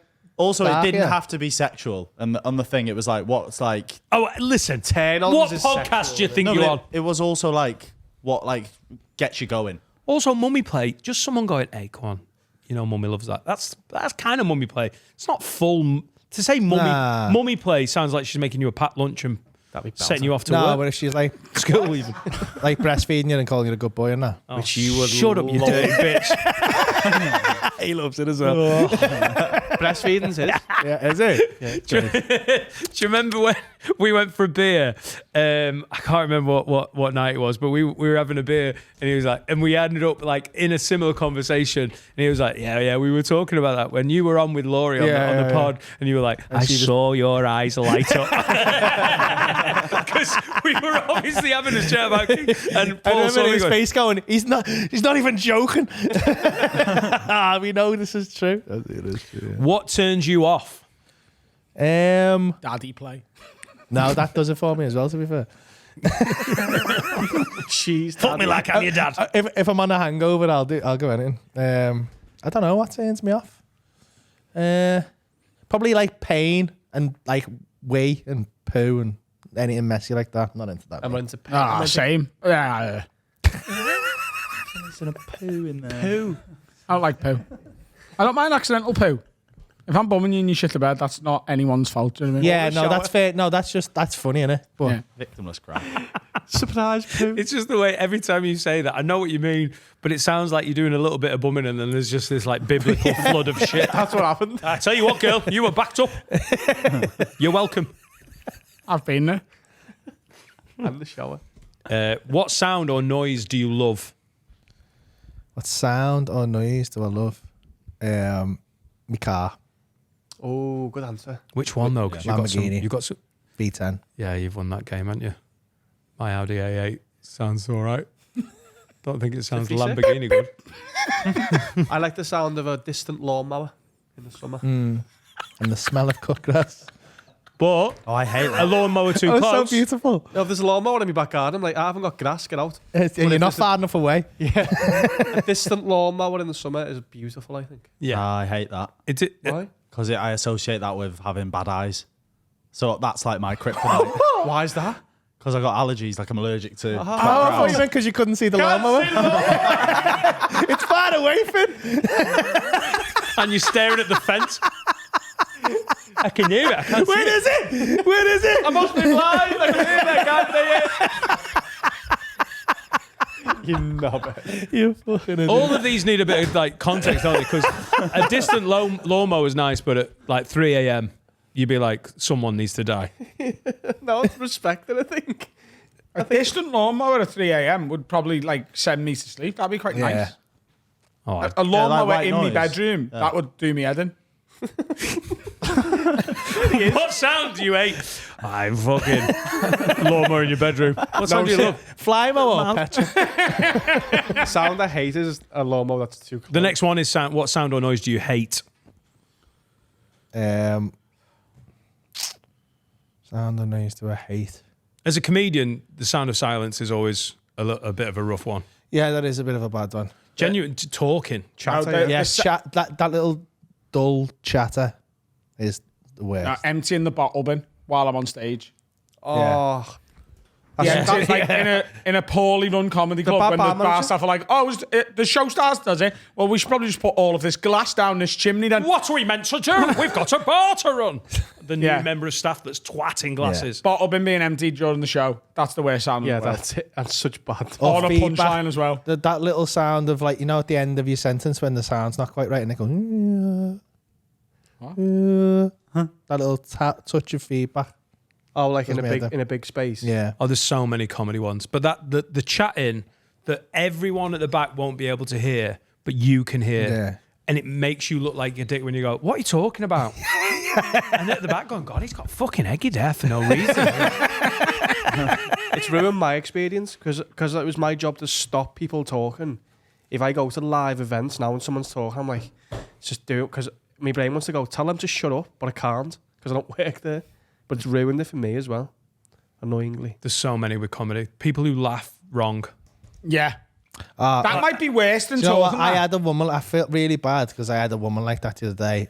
But genuinely had the worst laugh. But she was just like a jolly middle-aged woman with a son, and she was just loving it though. But like properly loving it. And everyone around, it was one of them where it's a bit of a bad situation because she laughs and everyone's laughing and they're laughing. Yeah. Which is really fun the first few times, yeah. I was thinking, I don't know how the fuck I'm going to get away with this, yeah. Come back after the break and it stopped, and I thought, and I got a message off her son after it going, some woman had turned around and told her to shut up, and she sat there, she was nearly crying for the whole show. Aww. And I felt dead bad then. So I was like, this poor woman can't help that she's just got a mad laugh. And I felt really bad about it. Yeah, so Sue, you keep being you, girl. It was Ronaldo. A sound I love in a comedy club is when people laugh and then repeat a word from the joke in the laugh. It's just such a great, like when you really get someone that you go like, and then say a word from the bit. Escalator. Why was that the first word? Have you not seen my new escalator? Escalator. Have you not seen my new escalator bit? Flying, mate. I have not been gigging. Flying, just up and down. Just quickly. Nope. Okay. I didn't like that noise. No, I like that noise here sometimes. No, I don't. I then need to fill it with something else. What profession other than your own would you like to attempt? I quite like not MMA. I think if I didn't do this, I think I'd quite like to be a barber. Is it? It just seems like a good, like I've been going to same barbers for a long time, and I like being in there. Camaraderie. Where do you go, Paul? Do you go to the same as these? Well, Adam doesn't go. Adam's not very popular anymore because he snided off. Just gone to a better bar. You know, because You figoed it and went to fucking Real. you know, because I Well, no, moved what into it town. was is that him and Anthony, who doesn't work there anymore, had a conversation when he was moving into town, and Adam said, "I will never betray you guys and go to a different barber." Then the week after went to fucking barber. Does that sound a little bit like his side of the story? It does sound like his side of the story. But I'll be fair. and I've had it on good authority that Adam said, "Look at me! I will never betray you! I cut my hand, I bleed on this fucking barbers! Strike me down, Vishnu!" Well, that's all I've been told. And you tell them how you take it on face And value. I've told everyone else I since. did tell him that he had nothing to worry about. I didn't promise to the degree he's given you. I remember the conversation. He was like, because I mentioned I was moving, and he was like, oh, fucking hell. He's like, you're not going to be here anymore, are you? Going to be one of those fucking fancy ones in town, you fucking... And I went, don't be daft, lad. I was like, my dad still lives here. I'll be coming to see my dad, and like, I'll just get my haircut when I come and see my dad, like when I'm down in West Derby. And he was like, yeah, whatever. And I was like, I swear. And he was like, fuck off, lad. He was right. And then he was right, yeah. Josh is good than Barber though. He's not. He's I shit. imagine he is. Josh is shit. He can't cut hair. He can't cut hair. Wow. Josh is terrible. Wow. He's terrible barber. Do you like? Oh yes. Terrible barber. Stop booking him. It's terrible. hard to get appointments. Yeah. I was like, what the fuck are you saying? I was thinking, fucking hell, poor Josh. Yeah. Absolute dog shit. Do not go. Although I did have to, Joe, who I've been going to for about 10 years, because I don't even know my own haircut, he just does it. And he was away in Jamaica and I had my mate's wedding, so I had to go to one of them ones in town, and he did do like a mad head massage, fucking threaded my face, fucking steamed. It was there for about an hour. I swear, it is the close. Not like I've had a few Turkish massages, and my missus always goes, "Do you want to get a happy ending?" I couldn't imagine anything worse after a Thai massage, than getting than that woman giving you the wank, because they're so rough. This Turkish barber, if he'd have just slipped his hand down my pants, I'd have quite happily let him wank me off. Shh, this is He what had we the do in town. softest That's hands. why they have the cape. Oh, mate, I swear he was just massaging my head, and I was thinking, fuck, man. He is sexy as fuck, this guy. Look He's at just- Finn. Look at the class. national pride on his face. Mate, they are good, man. Although They are good, man. I was telling Yeah. Paul before, there is a Turkish man that isn't happy with him. So Is it your dad? it might be my dad. So my mum is, I reckon, Paul's, if we're on Spotify Wrapped, in Paul's 0.1 top % fans, that didn't make any sense. She's responsible Yeah, for we get it. 400,000 of my tickets. Yeah. She goes. She got dementia. He does the same touring reel, and she'll go to every show. And she's changed her profile picture on Facebook recently to a picture of her and Paul. And I got a phone call from my dad. And went, "Who is your mum, new fancy man? Who is it? I was mum's new fancy, man. Fancy man. Who is it?" I went, "What are you talking about?" I checked Facebook. I just started laughing. I went, "Oh." I said he should get a picture of me and him later and go, just out with my new dad. Oh, you should do that. Don't sit with him now and let me take it. I'll take a picture on your phone.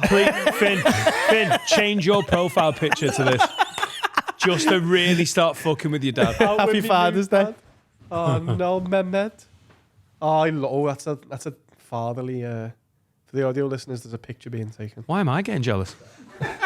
of Paul. What profession would you not like to do? Anything in an office. Static. Static. Yeah. Anything where like, no There's got to be offense. some good jobs in offices. Yeah, though. They but get I slagged think off. But if you know exactly what you're going to be doing tomorrow, like, and I know that you could say that about our job to an extent. Oh, this time next year. Yeah, is the thing. Yeah. Like, if you can just see the rest of your life, you can pretty much. I think don't know why. work- I think I'd just do myself in. Working infinitely seems mad.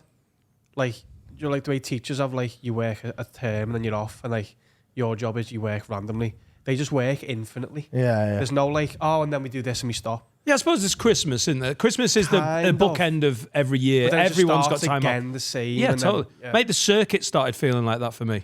I started looking down the long tunnel of like, oh, I'm not progressing here. This is going to be me. And even though I love stand-up and it's a great job, but Yeah. like a combo of the travel and the repetition of being back at the same gigs and dealing with the same, like crowds, pretty similar to how they've always been. Same Friday night, Saturday night issues, same quiet ones on a Thursday or whatever. And I got a little bit of the Before the this? fear. Before this, yeah. Like a year and a half before this. When Etta was born, it got in my head. I was like, am I going to be away all the time? Yeah, I think that's the thing 180 about having quid? kids, though, innit? Like, when George was born, I did the same thing and was like, I went back to uni because I was like, I need to do something else because this is just fucking. Is it? Is that? Yeah. I alright. think that's just like the male version of a nesting instinct. That maybe, I don't know. I mean, I'm not a fucking psychologist, but I think that's something to do with that. You've got to provide. Yeah, and you want to be at home and you a want to bit be more. a stable father. Yeah. You did philosophy, didn't you? That's what you used to do. Well, I did a year and a half of a philosophy degree. That's still a long time, though. Yeah, it's good. Who's your favourite philosopher?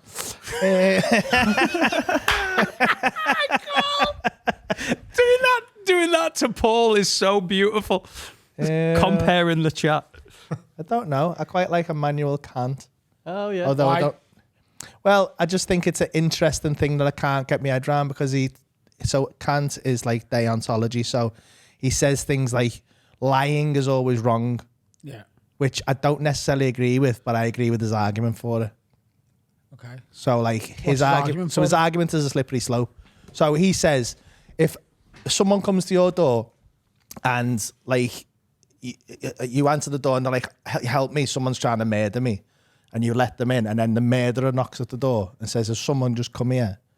You should go, "Yeah, they're there." Kant's a cunt. Yeah, but like his argument You just is caught him for the murder. his argument. Yeah, so I know nobody would agree with that, but his argument is that if once you start lying, then incrementally more and more lies become acceptable to the point where there's no line, no line can be drawn, so there's no morality anymore. But surely you can draw a line, can't you? Not where though, because everyone decides where their own line is. Then. The morality line just keeps getting Yeah, pushed. everyone can decide where their own line is, so that people can just keep pushing it and pushing it and pushing it, and then therefore there's no morality anymore. I'm a big fan of lying. I am a big fan of lying. That's what I mean. I don't necessarily agree, but like I do like his arguments. That's why the invention of lying film was such a good premise. Yeah. But I think they just skewed it. Boobs. They just made it the opposite of manners. Yeah. They made them Like gone. people just came out and blurted out whatever they thought. Yeah, and yeah. That's not the opposite of lying. It was, Yeah. but the idea of the film was great. Liar, liar as well. Another good version. Yeah, Lie is an absolute classic. But I think It's a really good- like my kids lie, and I think it's dead funny, and I think it's a sign of intelligence. Like Alex lies, like he started pretending to be sick so he can get out of school, and just saying my mouth's not working properly. She's tried so many of them now, and that was probably my favourite one. Not going to be able to answer any questions, Dad. Look, can't even put me out. Yeah, that's literally what he said. He went, literally, I can't. My mouth's not working properly, so I won't be able to answer the teacher. What do you do there? And I was like, "You're speaking." Do you And call then he them goes, out? Yeah, I called him out on that, but I do let him off with a few. But you always know, yeah. Yeah, oh mate, he fucking, so he was black, and I can tell now. So he started getting onto the fact he has to like lay the groundwork a couple of days before. just comes in the kitchen the day before going, Well, he was like, he's realised a tummy ache's probably the best one. So he's like, oh, my tummy's not feeling too good, you know. I think I'll be all right tomorrow. But like, it's Just not let feeling you too know. good. Yeah, Just putting you on warning. Yeah. And then he'll go in the next, and then How old is he? he's 9 now. I like it though. Yeah, I like yeah. the smart. That is quite a lot of like forward thinking. Yeah. Like, that's long game for a 9-year-old. So I knew he wanted to get off school, and so he'd gone back to his mum. His mum let him stay off. She was like, he's saying he's really sick. And I was like, he has been laying that on for a couple of days. She went, all right. Kept him off school. Turns out, I got it out of him. This is fucking heartbreaking. He was supposed to get a play, right? And he didn't want to go in and do the play because the line he'd give him was Ken Dodd was one of the funniest people who's ever lived. He one of the greatest comedians this Liverpool has ever produced. And he didn't want to say that line because he thought it would upset me. no, that's the lion he's fucking got you. Man, he's a bastard! Well, You fucking dickhead. He's fucking sussed you right out. No, Dad, I didn't want to disrespect your legacy. Ken Dodd never been Wembley. My teachers won't if he's done listen. that, I fucking fully respect it. Because I found the line in his bag like printed out for him to say. And so I was like, what's this? And He's he was like, printed that's it, how I got 60 chess. I know, he has. He done his 60 chess. I know what, I'd fully respect. I go, you know what, you don't have to go back to school. You are clever enough. It's in the school nativity. It's a weird line in the nativity. I don't know, Dad. You just give me it, you know. And I said, don't disrespect my father or I'm not coming in. That's so good. Fucking great. Yeah. He is a clever kid. That's the only acceptable time where your kid can be in school, get given an assignment and go, do you know who my dad is? Yeah. It's like, why the fuck have they given him that line? He must have known. Done that to do my head in. Would you ever say, listen, I know you're not well, but tell me why and we'll chat about it? Or would you let him lie? Like, if he goes, oh, my belly's sore, you're like, all right, stay off then. No, I mean, if I know he's like blatantly taking the piss, I'll go, you'll be all right. You still have to go in. You can't be a parent who goes, right, yeah, you're off. Yeah. There's got to be some Because then line they'll just fucking drawn. never go to school. Yeah. Is why would you? Or you keep them off, but then you give them awful stuff to do that day while they're off. That's a pain in the ass. 2,000 press-ups. They're not well though. That's what you do when you're sick. They don't know what being not well is like unless you teach them. I can't. Good luck, future Adam Rowe's son. I remember saying to Mum once. Yeah, he's fucking puking, but he's ripped. So think. I've said this before. I remember saying to Mum when I was not well, I was like, Mum, if you take tablets but you're not well, does anything happen? My mum's a nurse and she went, no, you'll be fine. And she was like, why have you got something to say? And I was like, nah, I'm not well, mate. Tablets, there you go. Yeah. One more of these, and it's, obviously you've done a year and a half of philosophy. If heaven exists, what would you like to hear God say when you arrive at the pearly gates? Come in. Hiya, mate, what's your name? If there is a God, he better say that. Come in, Adam's not here. Paul, what do you do, Paul? I think that's a pod, everyone. On a belter. Thank you for having me, guys. Paul, we love having you. Our first ever filmed episode, wasn't it? Yeah. Back mad, in that, yeah. 1974. Yeah.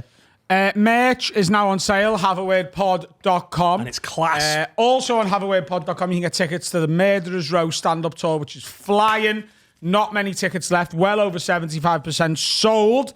So if you do want to be there, there's not going to be any dates added now. That is all that's left, I believe. I've never been more excited for a thing that we've done. I think it's going to be unbelievable. And if you haven't yet, please go and join all the people who've watched my latest stand-up special. I'm starting to put more clips out now. It is doing faster numbers than anything else I've ever put out, including Juicy, which I'm quite surprised by. And people seem to be really loving it. Very proud of it. It looks class. It sounds class. The audience on the night was brilliant, and the room is one of the best I've ever done stand-up in. So that is on youtube.com/haveawordpod. If you've got dementia and you want to buy tickets for Paul Smith, are they still available? Yeah, but I don't know. I think so. Where? I love how laid back about you are about like the level of success. You're like, Once you're selling 800,000 tickets, I don't think you need to be getting weekly updates. We're definitely put them. There's more shows going in all the time. So if you can't get them now, try next week. Yeah, 240 is just not enough on one tour. Mental. Have we got a song we have to got wrap a this song. bad Oh boy my up? God. Apparently, Yeah, I love this one. Adam, not gonna lie, I listened to it in the break. I think you'd actually really like this. It's very country, but it is the funniest name I think we've ever had. So this is from Doggy LaBoche. And the name of the song is Parakeet. But genuinely, you'll really like it. Doggy LaBoche. Hello, ladies and gentlemen. We are Doggy LaBoche, and this is Parakeet. Is Doggy LaBoche a band or a man? What is a man? I think it's a man. It's a man. It's a man, actually. Cheers, Paul. Love you. Thank you. Ta-da. Here's Doggy LaBoche for the audio listeners.